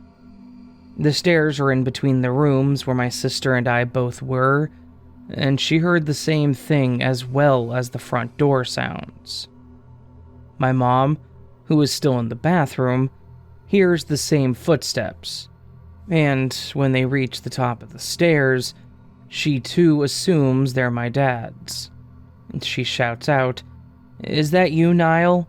You're home earlier than you said," but then gets no response. My brother hears all the same things and noticed how strange it was that my dad didn't reply to my mom, as he could hear who he thought was my dad in the landing standing outside the bathroom. He remembers there were about 30 seconds of silence until he hears more footsteps. This time it's the sound of steps walking up the attic stairs. He doesn't ever hear anyone walk back down from the attic. Here's the thing, Dad never came home, even though everyone heard him open the door and walk up both flights of stairs. Mom ends up ringing his workplace, and he answers, confirming that he's still at work. We are all freaked out by this stage, so much so that my brother and I ended up going up to the attic together with a knife and baseball bat because we thought there was an intruder. We never figured it out, and it was the only time something like that ever happened.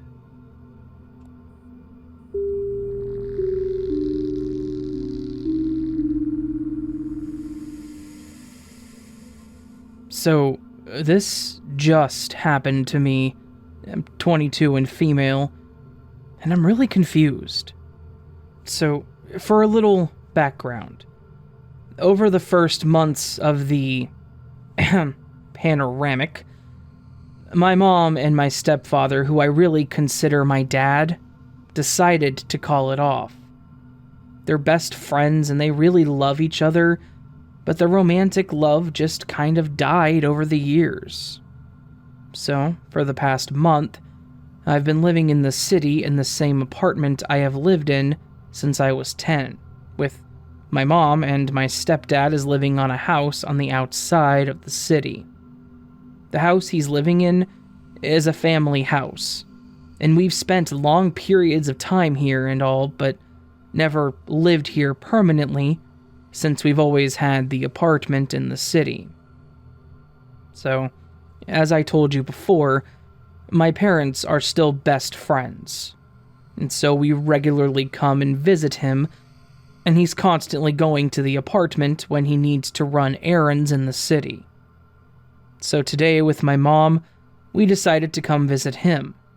But we have a cat, and we don't really like leaving her home alone because she doesn't take it well. We brought her along with our suitcases and a couple of other things that we needed, since we decided to stay over a few days. Well, while we unloaded everything from the car and got settled into our rooms, we had to go up and down the main stairs of the house a couple times And in those trips, we didn't notice anything weird. When we finished, we walked down to the kitchen to grab dinner, and after, we went to the living room to catch a talk for a while. So by now it was 12 a.m., and we all decided to call it a day and to go to sleep. But when we were going up, my stepfather found a copy of my birth certificate lying on the floor, all folded up. Neither my mom nor me had even noticed it. We went up before him, so he casually asked us what that was doing there, but none of us could find an explanation. We usually keep those documents in a folder in a locked file cabinet in the apartment in the city, and we're all pretty sure that at no point in time those documents have been in this house. So again, we're not really sure how it ended up here. If it were in some of the things we brought, we would have noticed, because we had to carry every single thing down the stairs of my apartment building, since it doesn't have an elevator, and also we haven't taken anything from that file cabinet in weeks or even months. I don't have any explanation for this, so I think it was a glitch in the Matrix. But tell me what you guys think.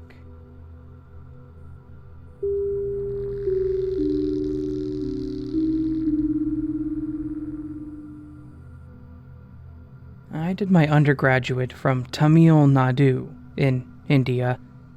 I'm originally from Delhi, so I was staying in a hostel. The hostel was kind of in an underdeveloped area, so there is no good connectivity. To get to any place, we had to walk to a bus stop 15 minutes there, and then we had to wait for about 15 to 20 minutes for any bus to arrive. I used to go at least once a week for 4 years, but one day, during my final year, nothing unusual happened. But then one day, I noticed there was a temple in front of the bus stop, which I hadn't noticed for the past 3 years. The temple was partially hidden by trees, so I told myself that maybe I needed to pay more attention to my surroundings. But I was curious about that temple, so that evening, I asked my roommate about the temple and how I hadn't noticed it for the past 3 years. My roommate was kind of taken aback and told me that there is no temple in front of the bus stop. I was shocked, so I asked a few more people in the hostel, and apparently, no one seemed to know anything about that temple there. Surprised, I went back to the bus stop with my roommate, and to my shock, that temple was no longer there. Maybe it was a figment of my imagination, or a hallucination due to summer heat, but every time I went to the bus stop, I would look at the empty space where I saw the temple, but would find nothing. But wait, it doesn't end there. After our exams were over, we were heading back to home for vacations. This time, my roommates and I pulled a cab. While crossing the bus stop, I instinctively looked at the spot where the temple was, and guess what? The temple was there. My roommate verified. That day, we were in a hurry, so we could check it, and we went home. It's still not done yet. My roommate returned to the hostel a few days before me. He called me in a panicked tone that temple was again no longer there. When I went back to the hostel, I noticed the spot in which we saw the temple, and it was again empty. I never saw that temple again.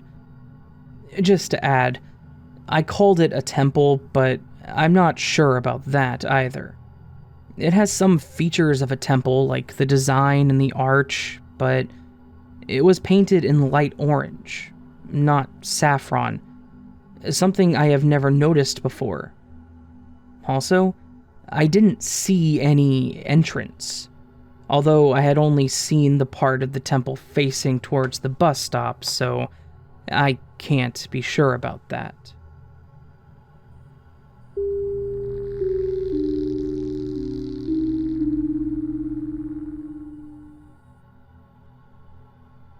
This happened approximately 2 years ago.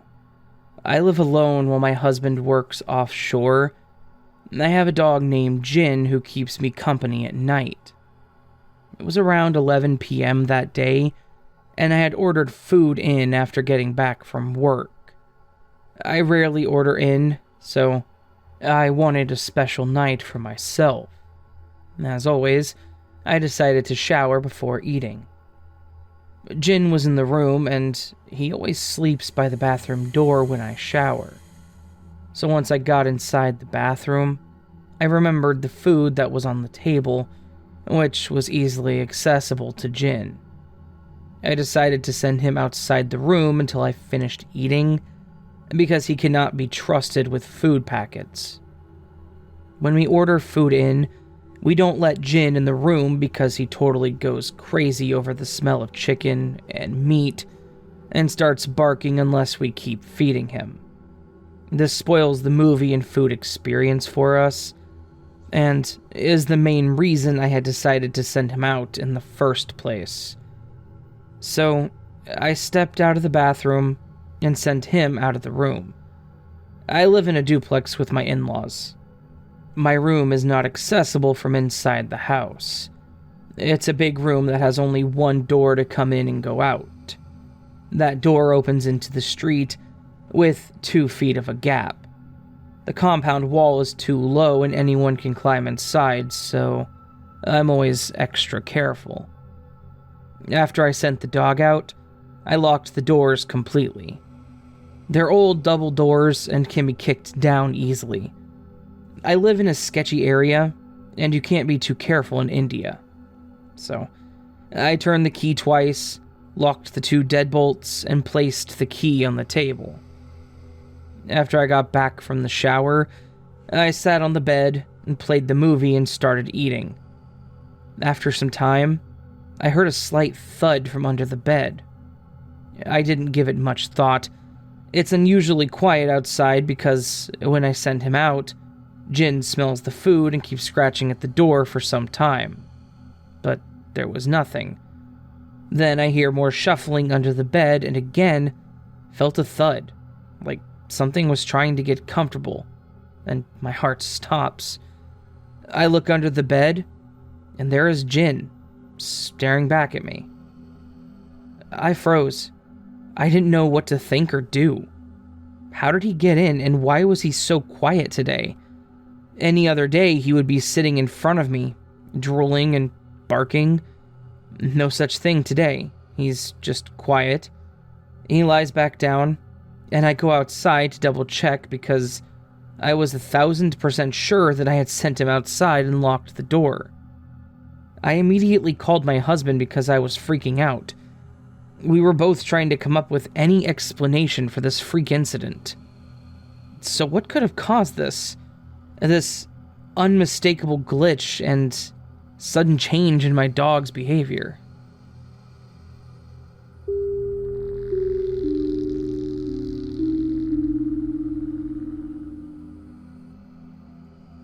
I was sitting at my computer. My girlfriend had gone upstairs to take a shower. Then, the water pipe on the wall sprung a tiny leak like a water gun right onto my keyboard. Q shouting about turning the shower off, her running down in a towel, me grabbing the mop bucket and kitchen towels, etc. She saw the leak and the water everywhere. All normal, right? Well, it took 2 days for the landlord to get the plumber out to us, because of course it did, and we avoided using any upstairs water, including flushing the toilet, showers, etc. We washed our hands with bottles of water filled from the downstairs sink. Well, the plumber comes. First off, the mop bucket of water is dry as a bone. Despite having nearly 3 liters of water in it originally, and me leaving it there just in case the leak sprang again overnight. There's no way that much water could have evaporated. This isn't an old, cold Victorian brick house in the UK. In winter, you couldn't evaporate a mug of water, let alone a bucket in that time. Anyway, we showed him and his assistant where there was a huge water stain on the pipe where it leaked. Him and his assistant swear blindly that they can't see the stain. Me and my girlfriend are looking at this big off-colored patch about an inch square. I even touch it. He touches it where I do. Neither of them can see what we see. His assistant goes upstairs to run the shower so he can find the leak, and nothing. Absolutely nothing comes out. He tries the toilet, the basin, everything. Absolutely no leak. The plumber still won't acknowledge this big brown stain. I'm still trying to work out where the 3 liters of water went from the mop bucket. It was there the night before. The plumber obviously thinks that we are weird, and they leave saying they can't find any leaks. I apologize for wasting his time. I'm English, we apologize for everything.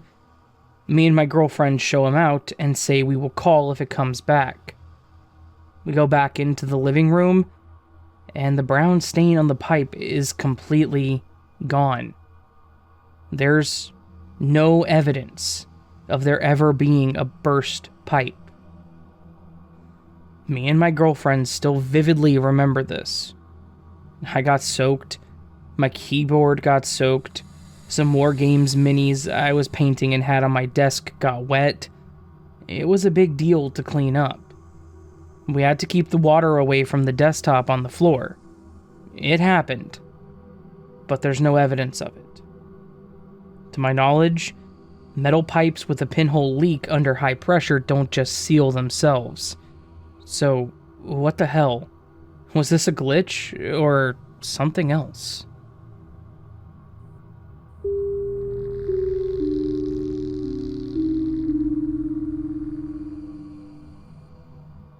This happened years ago. I was 16 years old at that time. It's a story that always gets retold to visitors and new friends. It was a regular weekend. My mom, my uncle, our house helper, and I just got home from our leisurely trip to the mall. We shopped for some groceries along the way.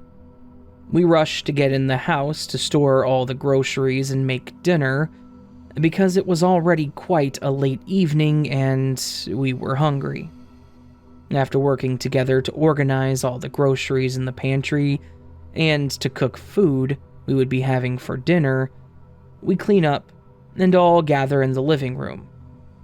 We all sit down on the couches to rest and unwind while we wait for the rice in the rice cooker to be done. As we chat and laugh about menial things, we all see my mom reach into her pocket and place her car keys right on the coffee table that is in the middle, surrounded by everyone in the living room. A few minutes later, we hear the rice cooker click, signaling that the rice is done. We all then rush to the dining table, excitedly serve the food, and engage in lively conversation while eating. Not long after, we clean up and head again to the living room to sit and watch TV. Then, my mom reaches out to the coffee table to grab the remote, and we all notice that her car keys are gone. We're all baffled. No one has touched that table except for her when she placed her keys on it. She tells us to help her find it, so we scan the entirety of the first floor. We ransacked it, checked every crevice and corner, and we find nothing. So, we agree to look upstairs, even though we knew we wouldn't find it there. Take note that no one has left the first floor to go up to the rooms on the second floor until we all decided to go up to look for the car keys there. We were all together in the same area of the house on the first floor, and we all gathered together to go up to the second floor at the same time. We all decided to work together to search my mom's room, not seeing any trace of the car keys, and ultimately agreeing to humor my mom's ridiculous idea of checking underneath the mattress of her queen-sized bed. To our confusion, disbelief, and shock, we find the car keys in between the heavy mattress and the box spring. Right as we lift the bed, we see it right there, wedged in the tight space, placed right in the middle of the box spring. How did the car keys end up there when none of us had the chance or time to put it there? To this day, none of us are able to find a logical explanation for that experience.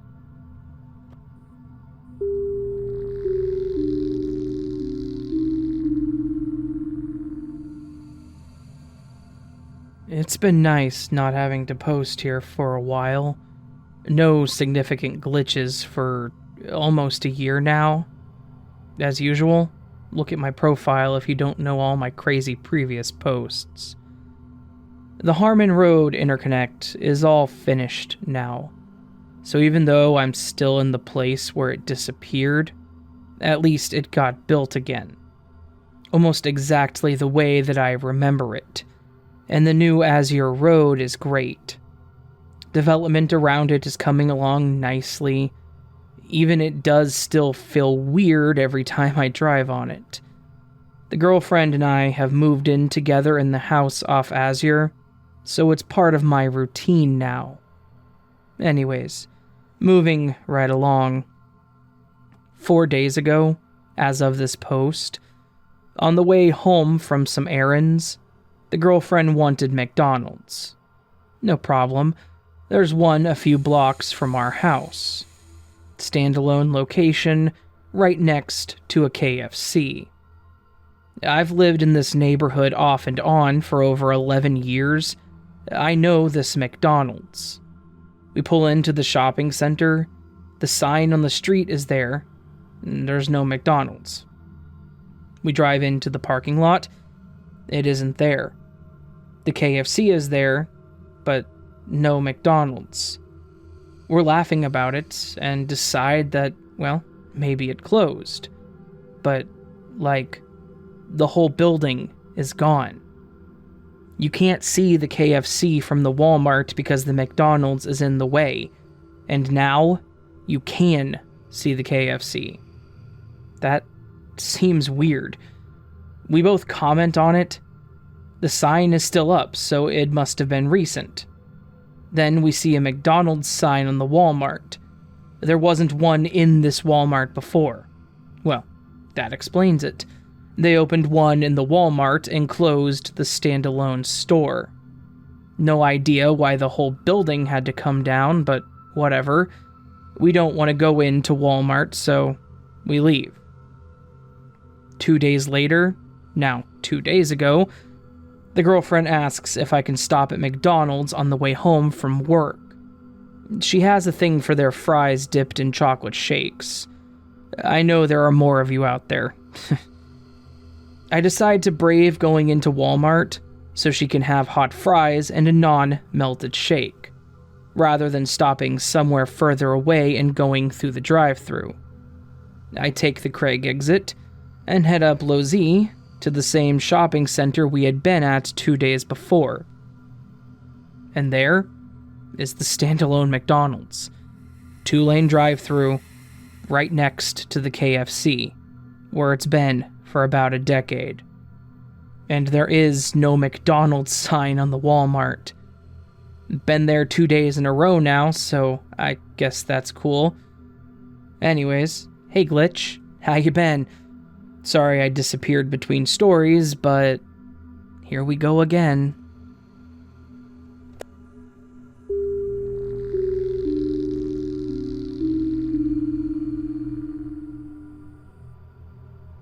Hey guys, I don't post much, but This really weird thing has been happening to me over the last 5 or so years that I can recall.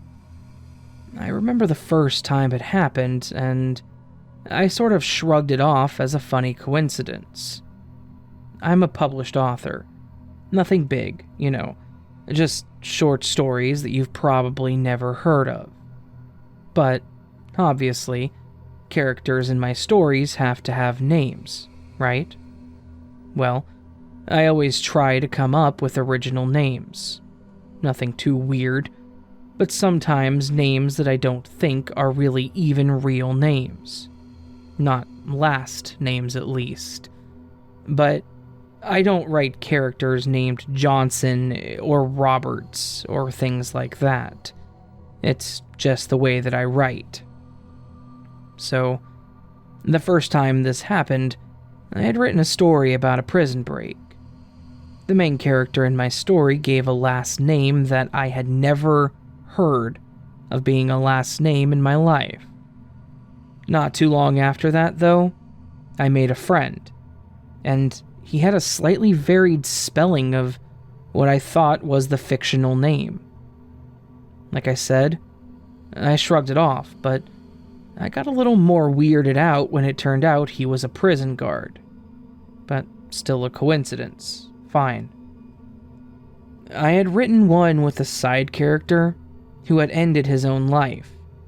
The character also had a name, obviously, and not such an uncommon one that, when I met my new boss, I thought anything of it.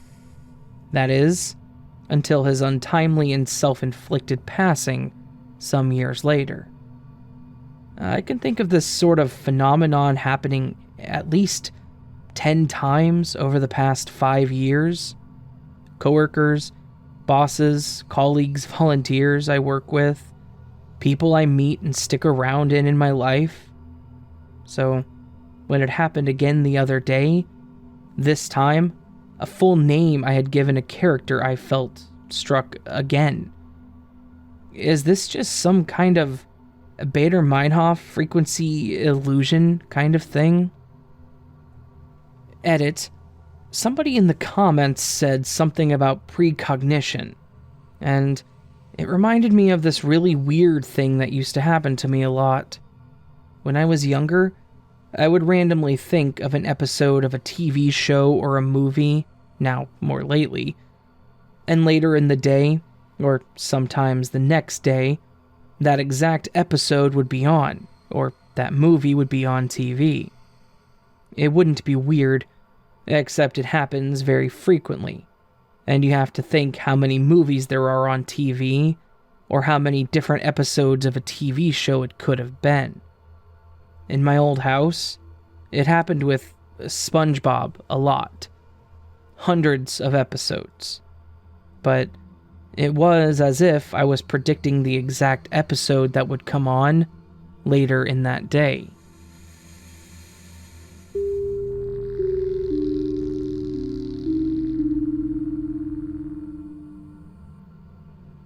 Hi Reddit. Seldom poster, longtime lurker here.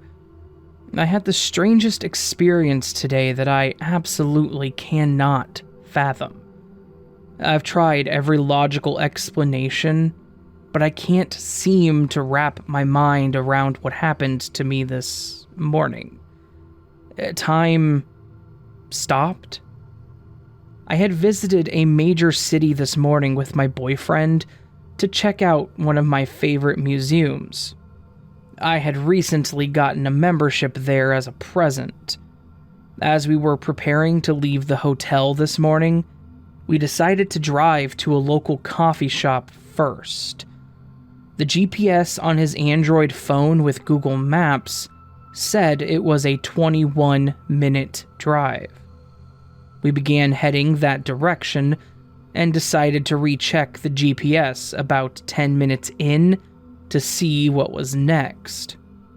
Mind you, we could hear the GPS through the radio the whole time, and I paid close attention as the navigator. I was in the front passenger seat. The phone was sitting in a cup holder, and the screen was out of view. So, I hadn't been actively checking the ETA since we had left. We just wanted to check the screen to see what traffic colors we were approaching. Blue, little to no traffic, orange, medium traffic, and red, heavy traffic. The entire first 10 minutes of the drive were completely blue. All green lights, no detours, no wrong turns, nothing out of place. If anything, it was a fast, straightforward blur of a drive. But this is where things got strange. I pulled out his phone to check the map, and even though we had been driving for 10 minutes already with no complications, the GPS still said that we had 21 minutes left to go. I was confused. I checked my own GPS with Apple Maps on my iPhone, different than his map app and phone. It matched his phone, saying we were 21 minutes away still. Confused further, I looked up how far the hotel was from the coffee shop. Stranger yet, it still said 21 minutes. Something was wrong. Maybe the map app was just wrong. But across 2 different apps on 2 different phones at 2 different times, we ended up not driving to the coffee shop and just driving to the museum.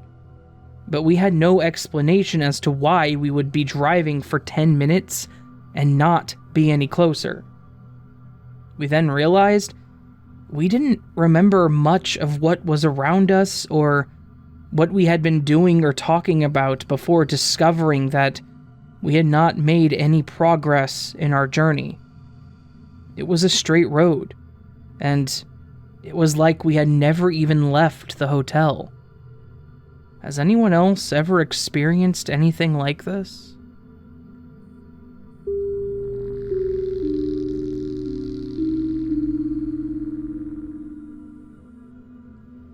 I discovered this subreddit only recently, so I felt like I should share this here. I'm a hardcore skeptic, and I just read the stories that all of you post for entertainment purpose, only as, in my opinion, there could be 100 totally logical reasons before anyone can conclude that some paranormal glitch in reality took place.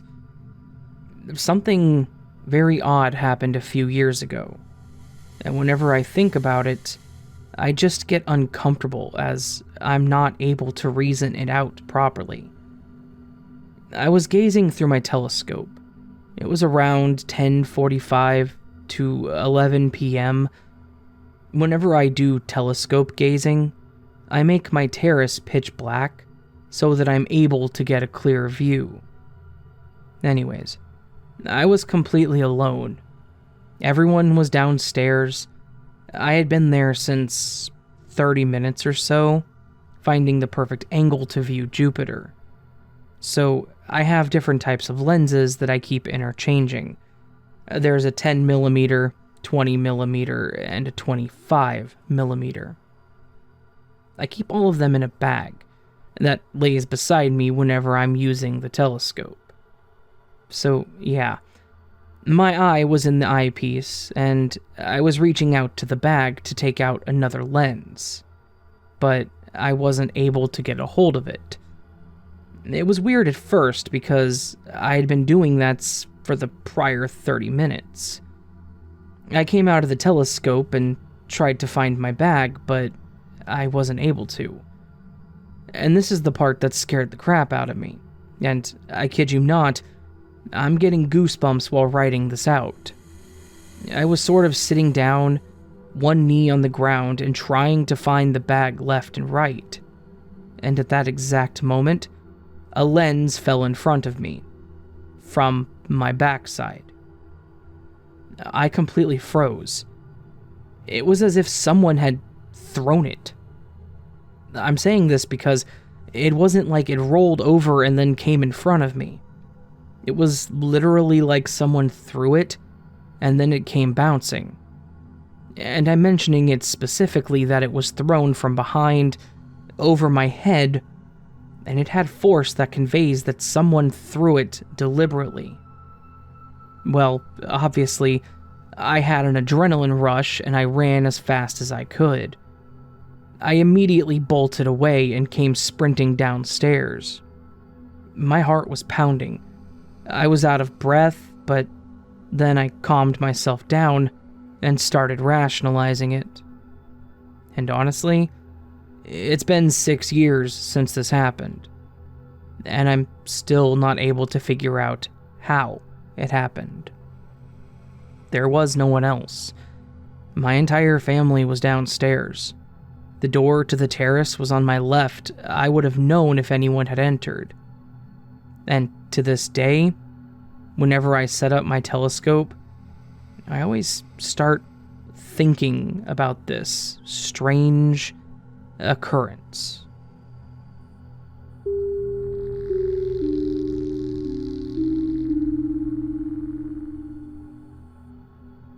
I think I experienced 2 small glitches within an hour or so of each other today. It's Monday morning, May 24th, 2021. It's the only opening shift I have during the week, so as usual on Mondays, I get up, quickly shower, get dressed, tell my partner goodbye for the day, and head out the door.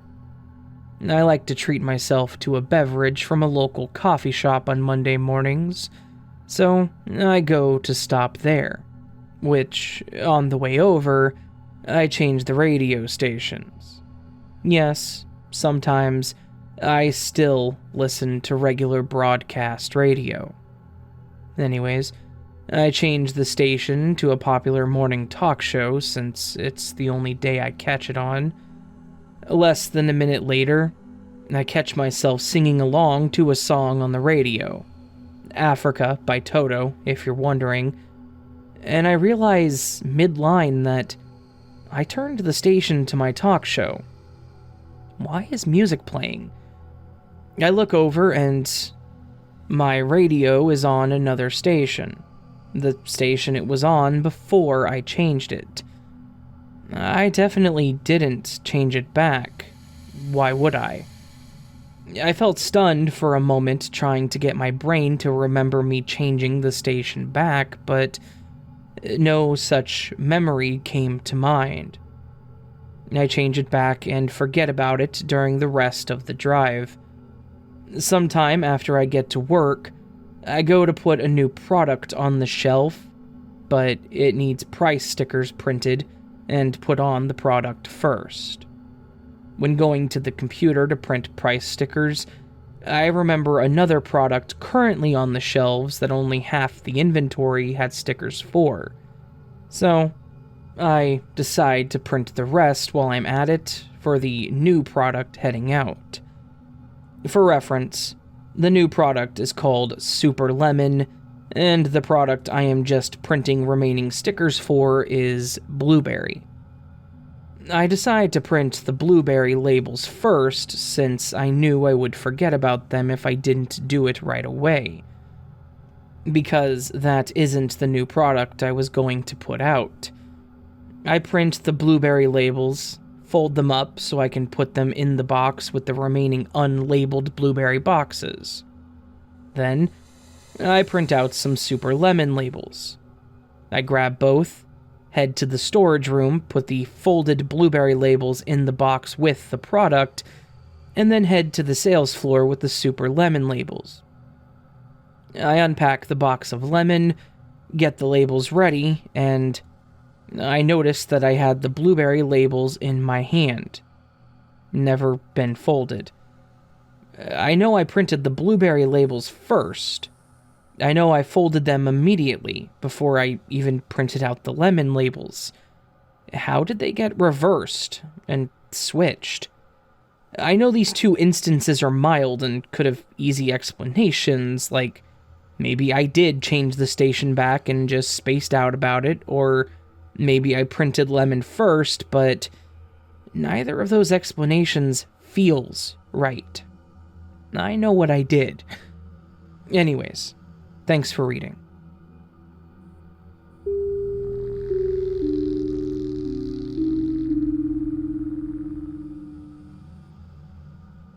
Hey y'all, I bring you this post immediately post-dentist visit, and boy, am I confused. So, in early 2018, I got routine dental x-rays. At that time, I was referred to an oral surgeon to get both of my bottom wisdom teeth removed, as both were growing in at bad angles, with the left one being partially impacted. It was noted at that time that I only had my upper left wisdom tooth. The upper right was absent. I got around to getting the bottom ones pulled almost exactly a year later, 2019. A bigger fish had to be fried in the meantime, so I forgot. Both came out at the time, and just fine. I remember the frustration of having pain with chewing on either sides of my mouth as the sockets healed. After 6 months after that, sometime in 2020, the upper left wisdom tooth started to erupt more and was kind of painful, so my dentist went ahead and pulled it out. Easy peasy. No more wisdom teeth. Now, fast forward to last week. I was eating chips, and I got some mushed up chip gunk up where my gums meet my cheek meat. As you do, I used my finger to get what my tongue couldn't. As I did, I felt something very wrong with my upper right backmost molar.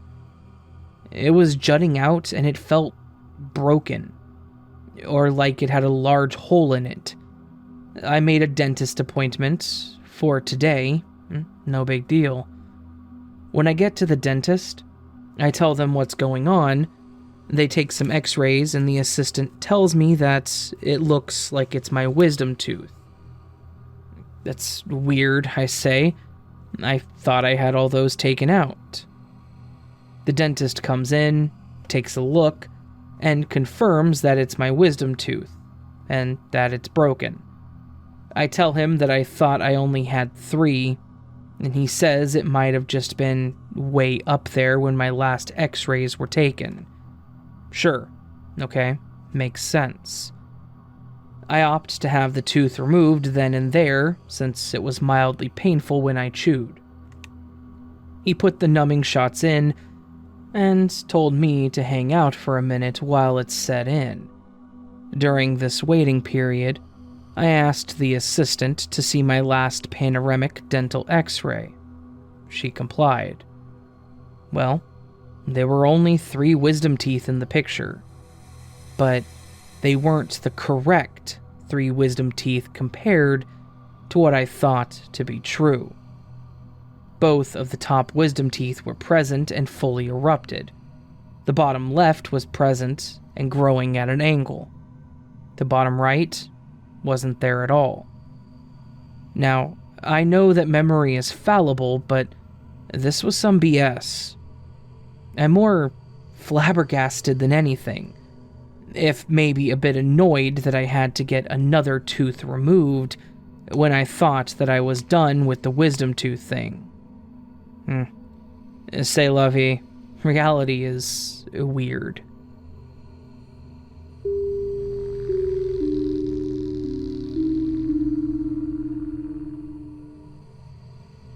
I never really put much stock in these glitch in the Matrix type stories until it happened to me. Let's start off by saying that I'm 38 years old, and after several years of persistent viral infection called cellulitis that required IV antibiotics to treat, left me with kidney disease. With my kidneys pretty much useless, I started dialysis 3 days a week, Tuesday, Thursday, and Saturday, at 4 hours a go.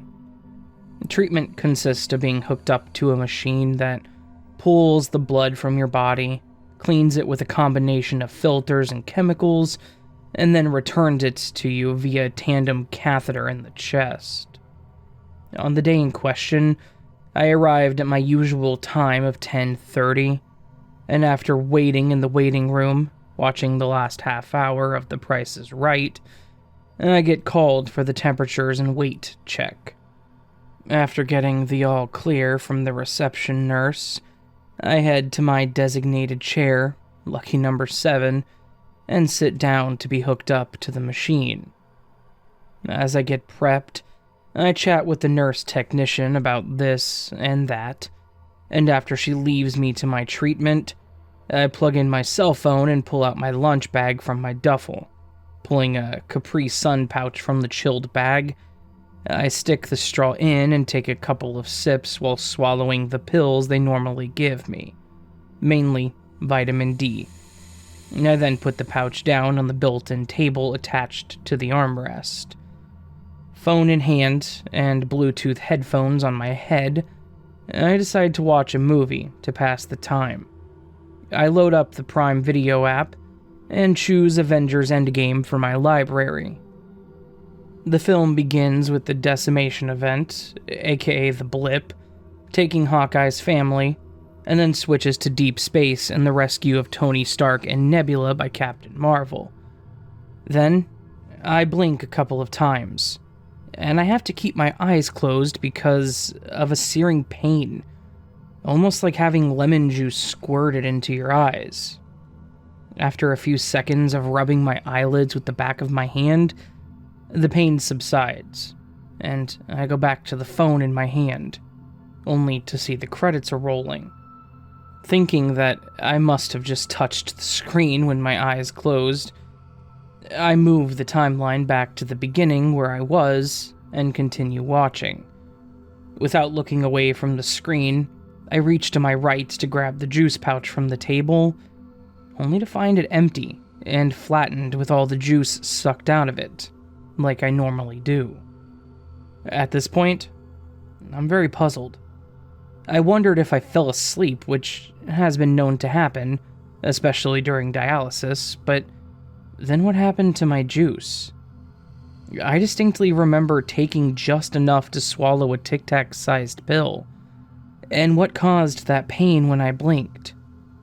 I asked the nurse if I fell asleep for a couple of hours, and she shook her head and told me that I was watching something on my phone, and barely acknowledged her when she came over to take my blood pressure readings, as they do every half hour or so. So, now, I have this missing 2-hour gap in my day, and no idea what happened to cause it. Any ideas?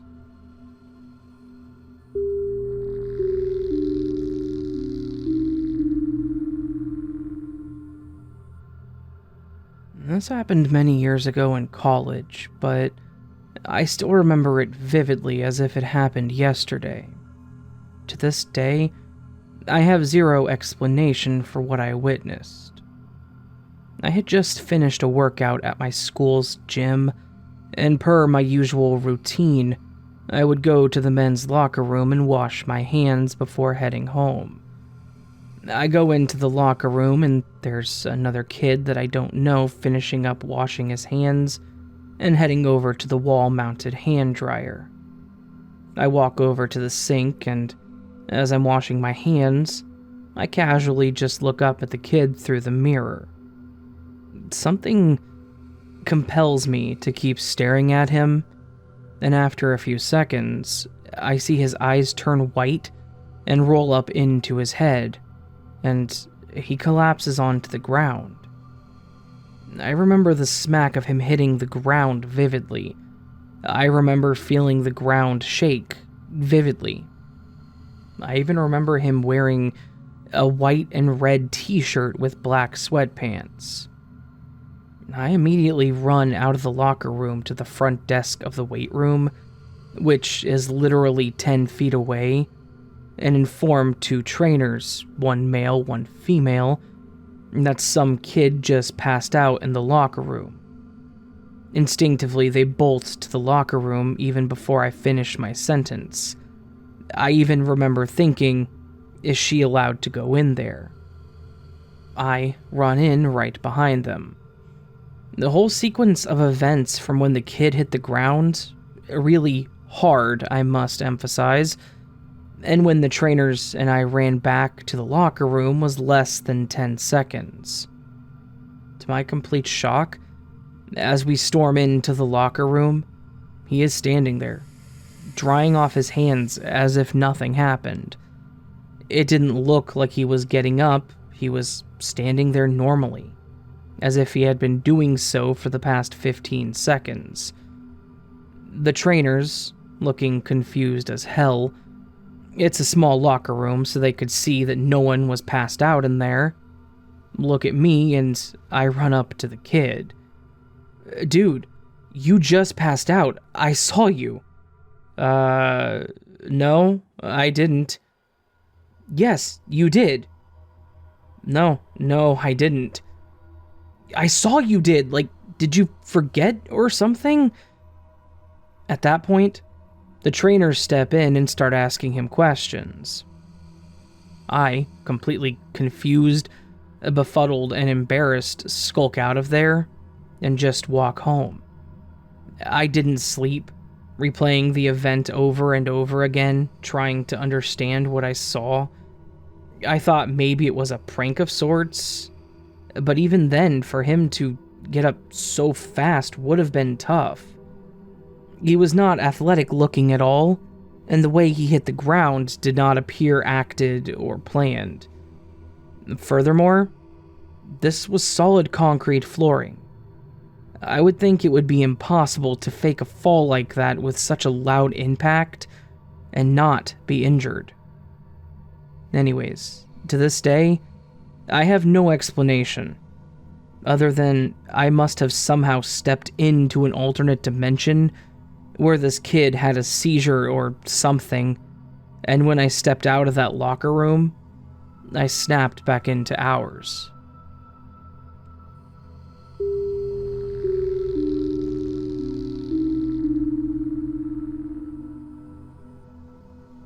I remember a possible glitch in the Matrix from my childhood.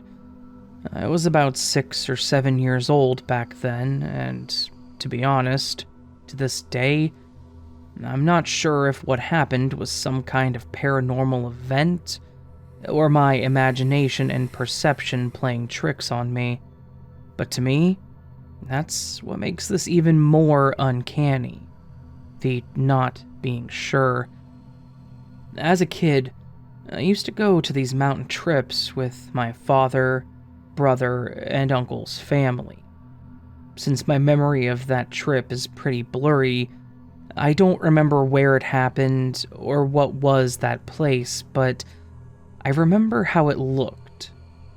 The terrain was pretty flat and samey, all around large rocks about the size of a van. Even as a child, I could easily climb them. Short grass, small trees, and bushes. Naturally, I would climb every rock that I saw and look around. This is when I noticed something strange. In the distance, I saw a small rock shaking chaotically in a round, perfectly pitch-black spot on the ground. The rock was mostly in the middle of the spot. It was like it tried to escape and was instantly drawn back to the middle. I was confused. What could that even be? It was pretty far away, so I tried to focus my vision to make out what the hell am I looking at, but it was like trying to make out the letter during an eyesight test. And this is the point where you can't figure out what letter you're looking at. I decided to call someone so they could look at it and help me figure it out. Adults didn't really feel like climbing the rock, and I don't think they took me seriously, so I called my older brother. He climbed the rock, and I showed him what I was seeing. However, my brother didn't see it. I asked him to focus and look closer, but he just couldn't spot it. He ended up thinking that I made the whole thing up and left. From the beginning, I had a plan in mind. The black hole was on the ground and it was surrounded by bushes and trees, so I knew once I climbed down I would lose sight of it.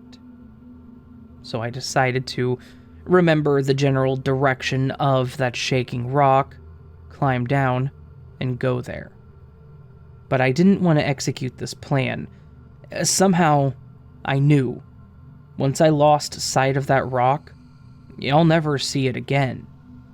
And maybe that was just my fear, that I won't find it, I will lose it and never find out what that was. That was exactly what happened. Once I ran out of options, I climbed down and started walking. I looked around but saw nothing out of the ordinary. Eventually I gave up. I decided to go back to the large rock that I had went from and I climbed it again.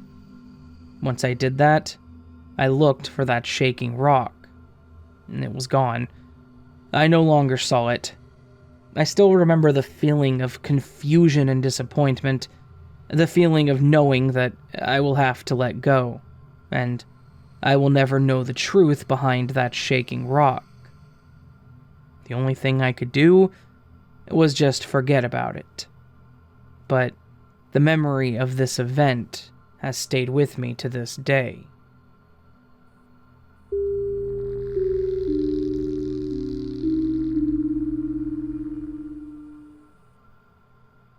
This happened about 10 years ago. Me and my mother were moving from one side of Durham to another when I saw a Zaxby's with awesome neon lights. I asked if we could go there to eat, and my grandfather said, "Maybe. It depends on what your mother wants after you settle into your new apartment."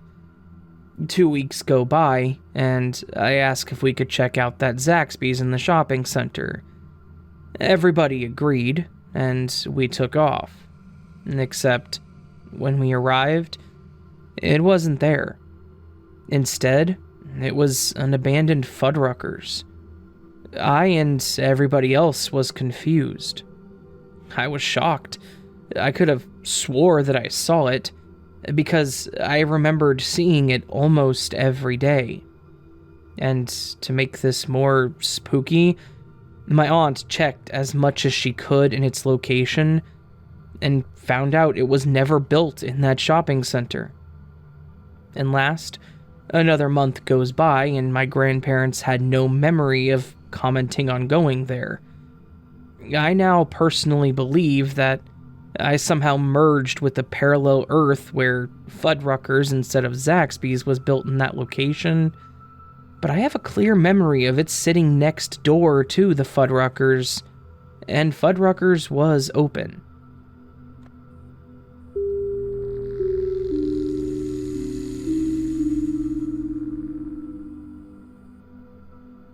I just got done throwing up. This stuff is still creeping me the hell out, and honestly, I want to question everything about the reality that we all live in. Maybe our lives are a simulation, or maybe I'm blowing a mere coincidence out of proportions. This morning, at 0200 hours, I heard an extremely loud scream and a glass knocking over downstairs. I woke up extremely tired, but still hurried down with my pistol lying on the side of my pillow. As I head down the stairs, I hear whimpering that sounds awfully familiar. I walk straight into the kitchen and I find nothing. I make a right into the living room and see my little brother near the back door, lying on the floor holding his leg with a massive gash on his leg. I rub my eyes and place my gun on the bar table, and I try to approach him. Nick cried to me and told me to stay away, holding his hands out and covering his leg. I back up, and I noticed something was off. I can physically see that this thing is my little brother, but the hairs on the back of my neck stand up and soon snap me back into reality. The thought that comes to mind is that my little brother is in South Carolina. I'm currently in Alaska. How in the absolute hell did he get here, let alone on post? I snap back into the current situation and run back upstairs to call my mom, and I told Nick to sit still. He pleaded and replied, "Hurry, it hurts." I grab my gun and I head up the stairs. As I call my mom and run back downstairs, he's gone. The broken glass, the blood, it's all gone. My mom answers after the first 2 rings, and she answers crying. Nicholas got into a motorcycle accident. He's fine, he just broke his leg and they're currently working on taking glass out of his leg. I stare off into a room of emptiness, and I begin to feel that urge of throwing up. I replied to my mom with, "Okay, and I love you," and then I hung up the phone. And now, I'm here typing this story after thinking hours and hours, what the hell did I just witness? Was this just an extremely lucid dream? Did I jump realities, or was this a real doppelganger encounter? Whatever it was, it felt real, and I'm honestly scared out of my damn mind.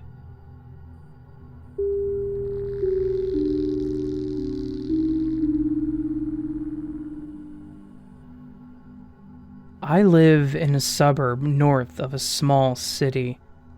It is referred to as the North Shore because it is north of the city and it's by a big lake. It's a place where everyone eventually knows everyone. This event took place at an open-air shopping mall center located in the North Shore, where I was shopping with my 2 daughters, A, 12 years old, and R, 10 years old. All 3 of us were walking the outside portion of the mall, enjoying the weather while we shopped. R was holding my hand and A was walking in front of us. While we were walking to the next store, I noticed a woman with gray hair was walking towards us, with a girl that looked exactly like my daughter A. The other girl was the same height as A. She had the same hair length and hair color. She had the same skin color and the same facial features. The only difference between the 2 of them were the clothes that they were wearing. As the 2 of them were walking towards us, I stopped in my tracks as they got closer. I felt R hitting me with her free hand trying to get my attention, but I couldn't move or respond to R. I was in disbelief over what I was seeing. The doppelganger looked at R and me, and then looked up at the gray-haired lady, but the gray-haired lady was looking straight ahead, unaware of us. It was like she was focused on something else, and she never even noticed us as she walked past us. My daughter A had no clue what was happening. She was still walking. She was a few feet ahead of us when she realized that R and her mom were no longer behind her. She turned around and saw R and me just standing still, with the frozen look of shock on our faces. Then, I heard R yell at her sister, "Did you see that girl? She looked exactly like you." Which A replied that she did not see her. A is now 21, and we still talk about that day. It is a day that we will never forget. When we talk about it, A tells us that she is glad she did not see her doppelganger because she believes that one of them would have died. She also tells us that all she saw of her doppelganger is her hair. As she turned her head to look back at us, she saw dark hair like hers from the corner of her eye when her doppelganger passed her. We live in the North Shore, and as of today, we have never seen my daughter's doppelganger or the gray-haired lady again.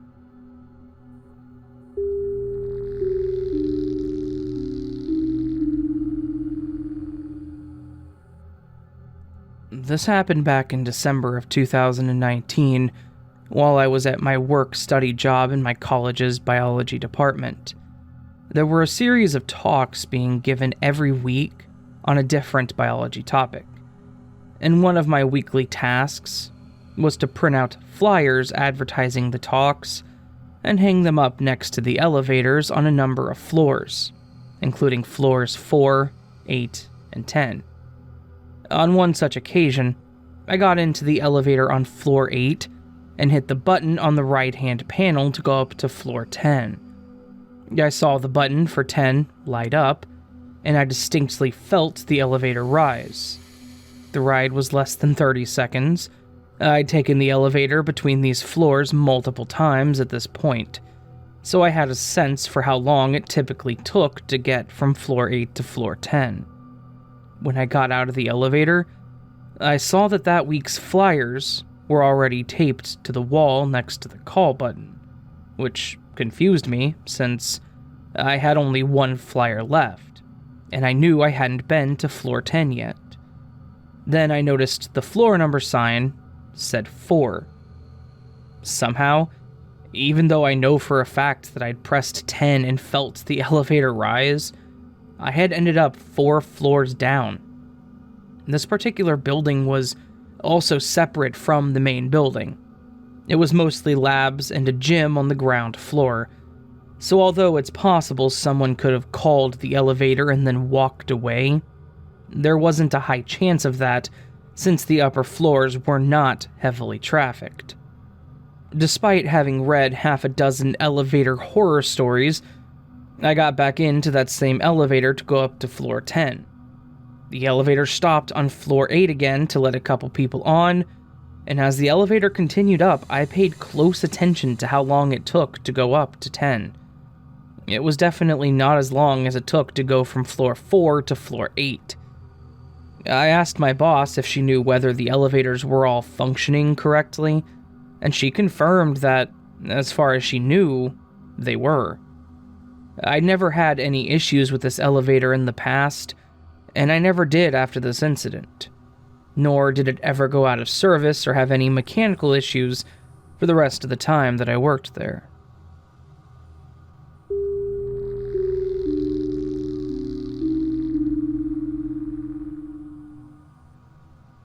This isn't a particularly dramatic story, but I thought I'd share it anyways.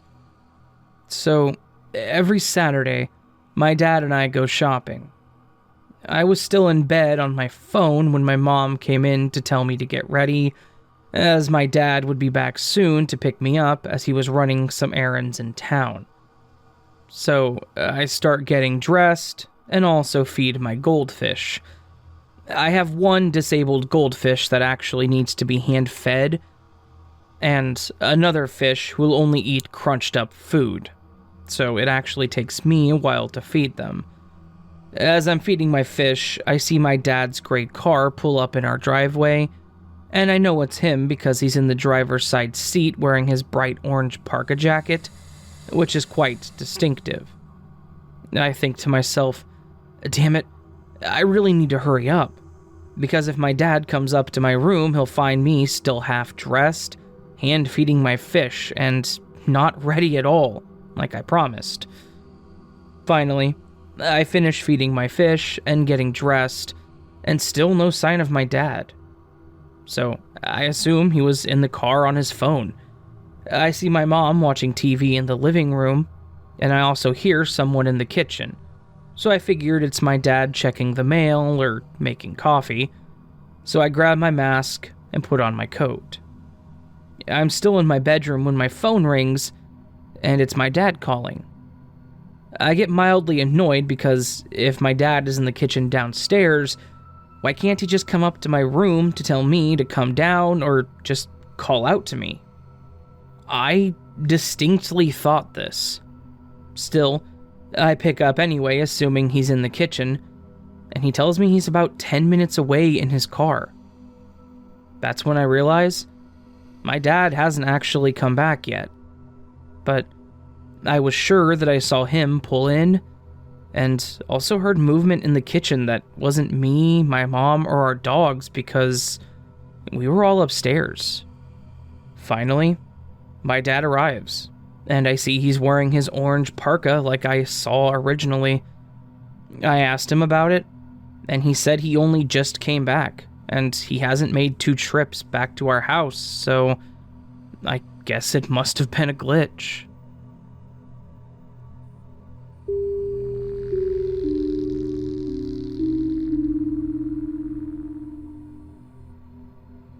To preface, earlier in the day, Sunday, February 28th of 2021, I had a porcelain cup of lemonade and a small plate for snacks a few hours before dinner time. I had brought them upstairs to my room to continue whatever it was I was doing at the time. After I've had my fill, I'd gotten the symptoms of itis, food coma, and decided to go lay down for a bit in bed, scrolling endlessly through TikTok. But before I knew it, I had dozed off into a light nap. This is important because you're asleep, but not deep enough for REM to start. The glitch begins here. Everyone else in the house was fast asleep. For whatever reason, I had this dreadful feeling, almost like a pit in my stomach that hit me over and over like a wave of uneasiness. The best way to describe the feeling I had, it felt as if I were having an anxiety attack while resting my eyes. Physically, my body was just exhausted and asleep, but my mind was very much awake and racing, trying to understand why I was feeling the way that I was. I eventually wake up at 11 p.m., even more tired and groggy than before. I go rinse my face with cold water and try to fully wake up. I had then brought the porcelain cup and plate downstairs to the kitchen sink and left it there as I warm up some dinner. I finished my meal and cleaned up, washed the dishes and set them aside on the drying rack. Side note, dinner didn't require any extra dishes, so the only thing that needed cleaning were the porcelain cup and plate from earlier. I go back upstairs to my room to put on YouTube in the background as I play Destiny 2. Fast forward, it's about 3 a.m. I get parched, so I head downstairs to get a drink. As I head by the sink to grab the same porcelain cup on the drying rack, I notice that there's another set of the same cup and plate in the sink, in the exact same position I had placed them in earlier. Now, mind you, the sink was empty when I was last downstairs, and the cup and plate that I had washed were still on the drying rack. Perplexed by what I was witnessing, I go and examine the cup and plate, and it had all the exact same dried lemonade stickiness and smell on the cup, and food crumbs on the plate from before. Now, again, mind you, I was the only one awake, and there's only one set of that cup and plate as they go together in this household. So, it was to my surprise when I found them in the sink again at 3 a.m, with the same unnerving feeling as when I fell asleep.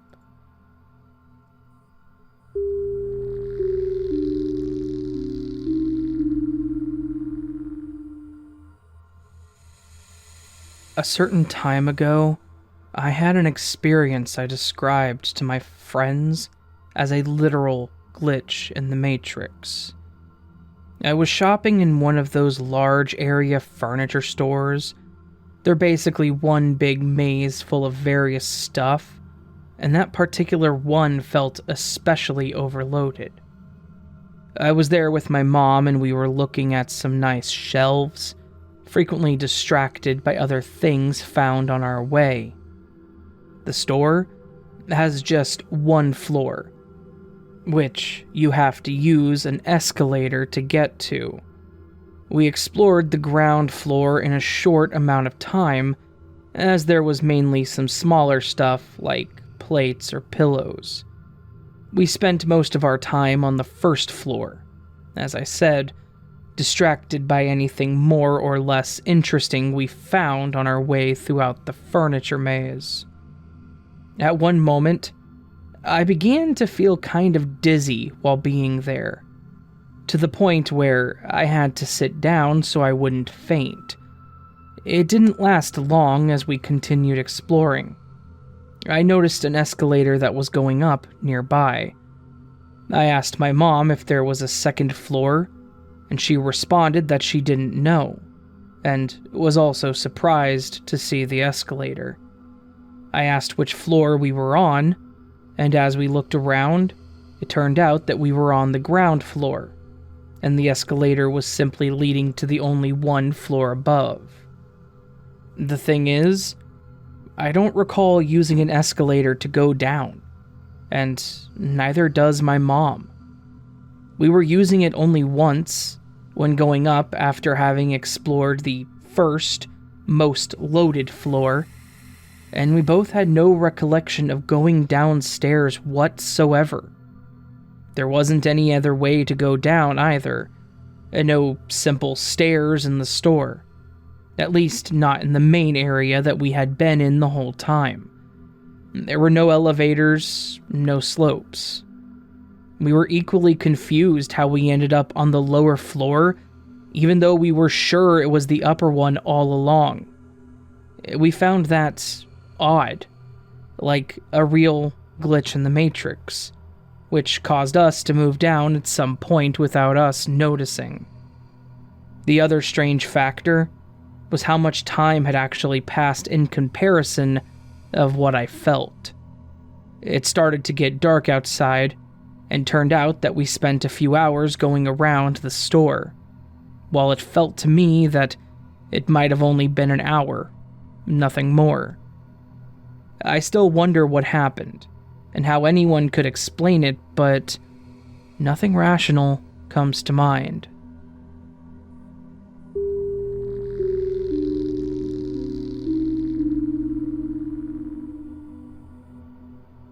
I've debated posting this for 2 weeks. I'm open to any solutions as to what happened. A fellow just bought a house at the base of a small mountain. He mentions that he walked the trails to the top. I realized I hadn't been in a forest in way too long, so the next day, I plunged in, making my way along the paths to the top. I had such joy and feelings of gratitude to my neighbor to get me back into the forest. At the top of the mountain, an urge came to me. I raised my hands and eyes to the heavens. This gratitude spontaneously came out to the great Tao. I'm nothing and I give you my all. You are all things and I accept all. That was a curious thing, but it felt appropriate and good. I turned to walk down the mountain, and here's where it gets odd. I took a couple of steps and felt a prickling sensation in my calf.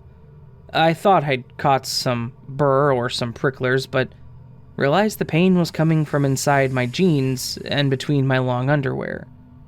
I bent over, and after a tough struggle, I finally got the culprit to fall down and out of my pants.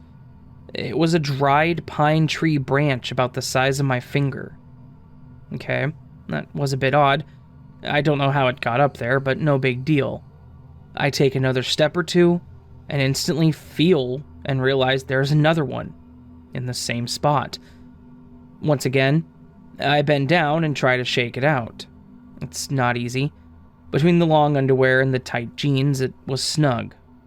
Eventually, another pine branch about the same size falls out of the bottom of my pants. How in the world? Now, for the third time, I take a step to walk down. I wait a minute. I feel something in the back of my thigh on the same leg, way up my thigh. I have to unbelt and unbutton my jeans and pull out from my pants a dried pine branch that is about the size of my thumb and 2 fingers. Combined with the first 2 branches, I had dang near a hand-sized dead pine branch inside my jeans. So, for 2 weeks, I've tried to figure out how a very painful, very large pine branch can get into my pants, all the way to my thigh without me feeling it. I'm stumped. Everyone I've shared this with has a good laugh, and I'm taking it in stride, but remembering that prayer, I might have to be careful what I wish for in this self-created reality. All means all in good and the bad. Anyways, if anyone can give a logical explanation, I'm all ears. Thanks for listening. Upon my name, there is nothing fabricated nor exaggerated in this story.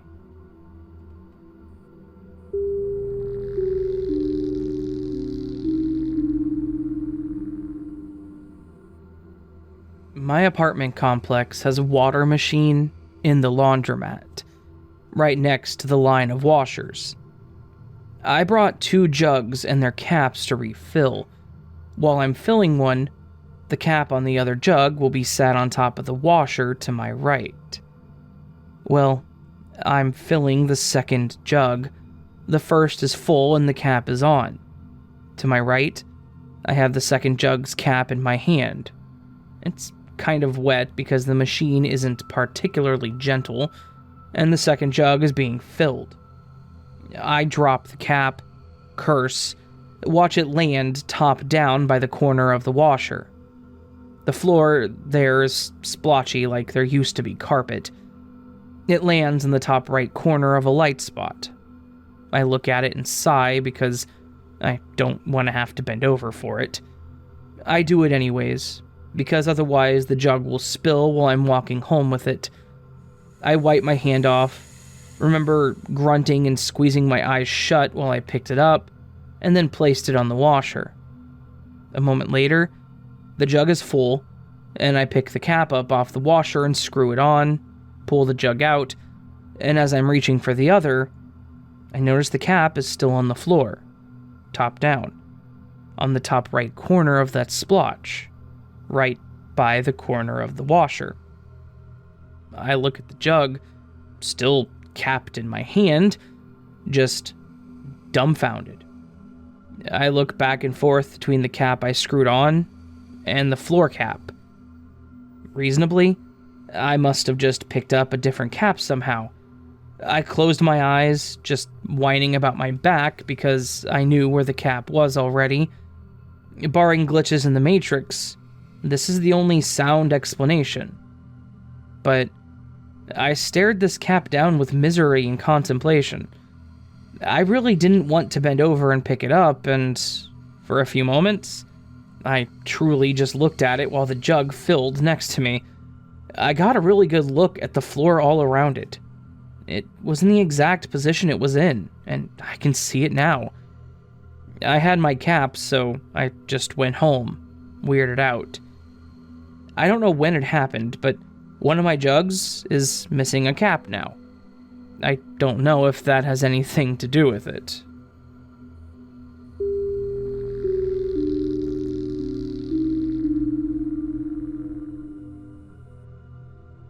Hi everyone.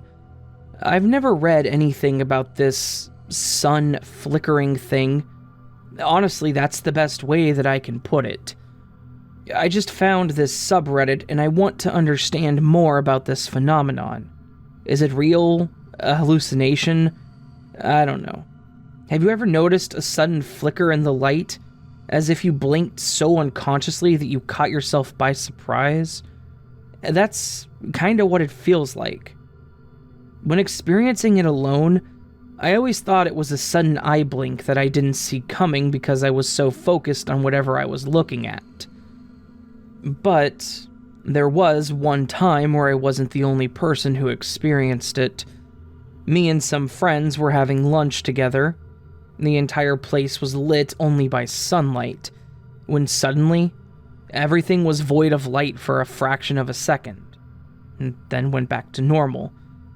My two friends looked at me, and one of them even screamed something like, "Oh my god, what the hell?" He looked confused, so I said, "No, I saw it too. The light just went off and came back on. They both agreed. We just moved on and pretended nothing happened, but it was very awkward. Years went by and I kept having similar experiences by myself and never thought they were more than something only I saw. Something weird about me that I usually just ignored. They were rare enough. But this year, it happened again. I was with a friend in her living room, entirely lit by sunlight and sunlight only. We were sitting on the floor, painting some artwork when it happened. Honestly, I didn't pay much attention to it at first. Maybe I got used to ignoring it, but I did see it. That was when she stopped and said, "Did you just see the whole room flicker to dark and back to light again?" She looked at me and I saw the confusion in her eyes. I said yes, and I told her about my experience years back with my friends at lunch. That is when my curiosity for this event grew. I know for some, this may sound like a huge lie, but these are all facts and real events of my life. I'm here to share them and know if there's anyone else out there that has a similar experience, or potentially has an explanation for this.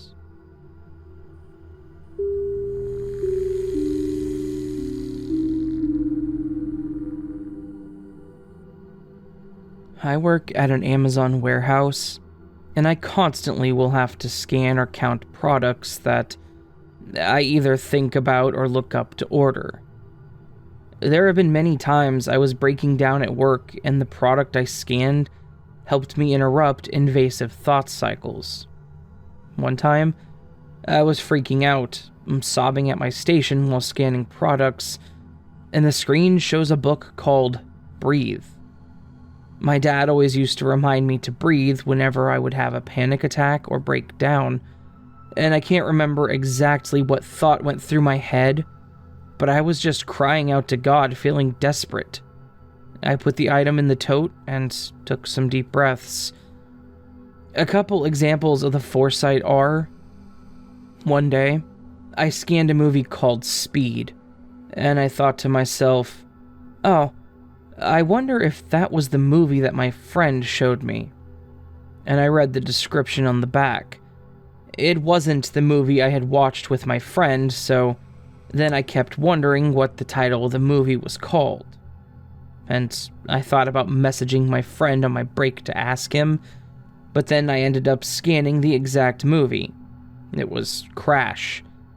Another time, I started thinking about an interaction I had had with my previous roommate and friend of about 10 years, their mom's boyfriend, and about how she said he would be really annoying while she was staying with them after we had a fire in our apartment.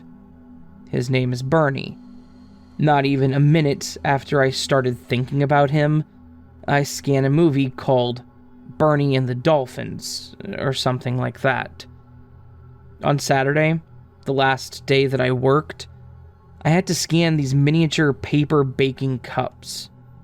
At first, I thought they were supposed to be like muffin or cupcake cups and thought, how the heck do you use these? So I looked at the product description on the screen again and saw that it had said candies. I squinted at the screen and pointed to it, saying no. Then, the next pod to come to my station had the word "no" written on it in Sharpie. I took a picture of it before picking the product I needed. I'm not sure if I can post the picture in a comment, but it was the strangest occurrence. My mouth was wide open in shock for quite a few minutes. I'd never seen writing on the pods before that day either. And I've been working there for 10 months.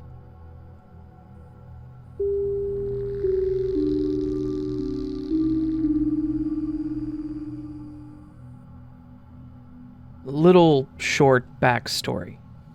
Last year, I moved into an apartment building that had a laundry room open at all hours. I was up at weird times, so I would do my laundry at like 3 in the morning, and almost no one was around. I would get a drink or something at the vending machine while I waited for my laundry to finish up. Anyways, the months passed by and everything was going okay. And then one day, things felt weird. It just felt off. When I went downstairs to do my laundry, it seemed like everything was a bit fuzzy. I didn't really think much of it, and I just started doing the routine. Anyway, I hadn't shaken that weird feeling off, and when my dryer timer went off, I went to go get my stuff. In front of the vending machine, I saw the spitting image of myself from when I had just moved into the building. Black shorts, beet farm shirt, and my hair pulled up into a tiny man bun. I even had the tattoos in the right spots. This wasn't a still image. It moved, and it looked at me. I had to stop looking because one of my neighbors came in the front door asking if I had seen his buddy, who he had been missing for 8 hours. I said I hadn't seen him, and when I looked back to me in front of the vending machine, it didn't end there. My neighbor was still looking for his buddy, and he had gone outside to the back of the building to meet up with some of our other neighbors to look for him. They were talking about seeing weird lights in the sky, and something I noticed, which put me really off, was the lack of cars. We lived right up against a highway, and even at 3 a.m. there were always cars. Yet there were none. It was silent. And then, the missing neighbor came downstairs and had no idea that he'd been missing for 8 hours. All he remembered was getting into his car to go buy some cigarettes. He had no idea how he randomly spawned back into his flat. So what happened? A thin spot in the fabric of time? Faulty universal wiring? These aren't the only things that have happened at my building. I'm fully convinced of the whole of it was some sort of dimensional bubble of sorts.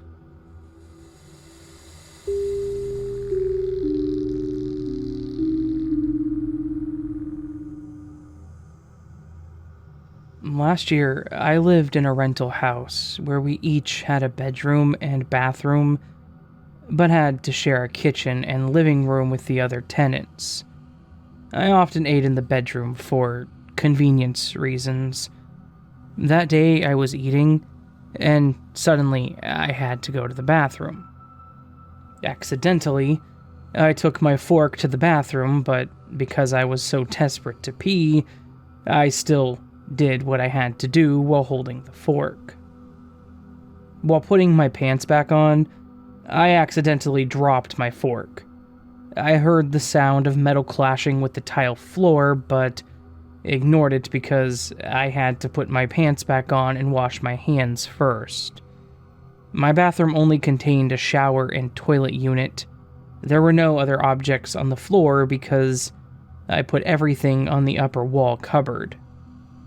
The bathroom was not big, maybe only 1.5 by 1.5 square meters, but I could not find my fork. You should know that this fork was the only fork I had at the time. The handle is made of orange plastic, and I bought it in pair with the spoon. I know all the scratches on this fork very well. Earlier this year, I moved into a studio apartment and purchased utensils, which are all stainless steel, without any plastic or anything on the handle. Several hours ago, I went to the bathroom to pee and suddenly heard a sound like metal colliding with the floor. My orange fork was there, on an empty floor, where there was clearly nothing on it before. The fork was a bit dirty, like it hadn't been washed for a long time after using it, but it was definitely my fork. Another strange thing about the bathroom in my old place, the first time I went there before renting the room, I was taken by the landlord to have a look at the rooms. One of the reasons I ended up renting the place was because there was a sink in the bathroom. My boyfriend and I discussed that when choosing a place for me to rent. After I paid for everything and moved there was no sink.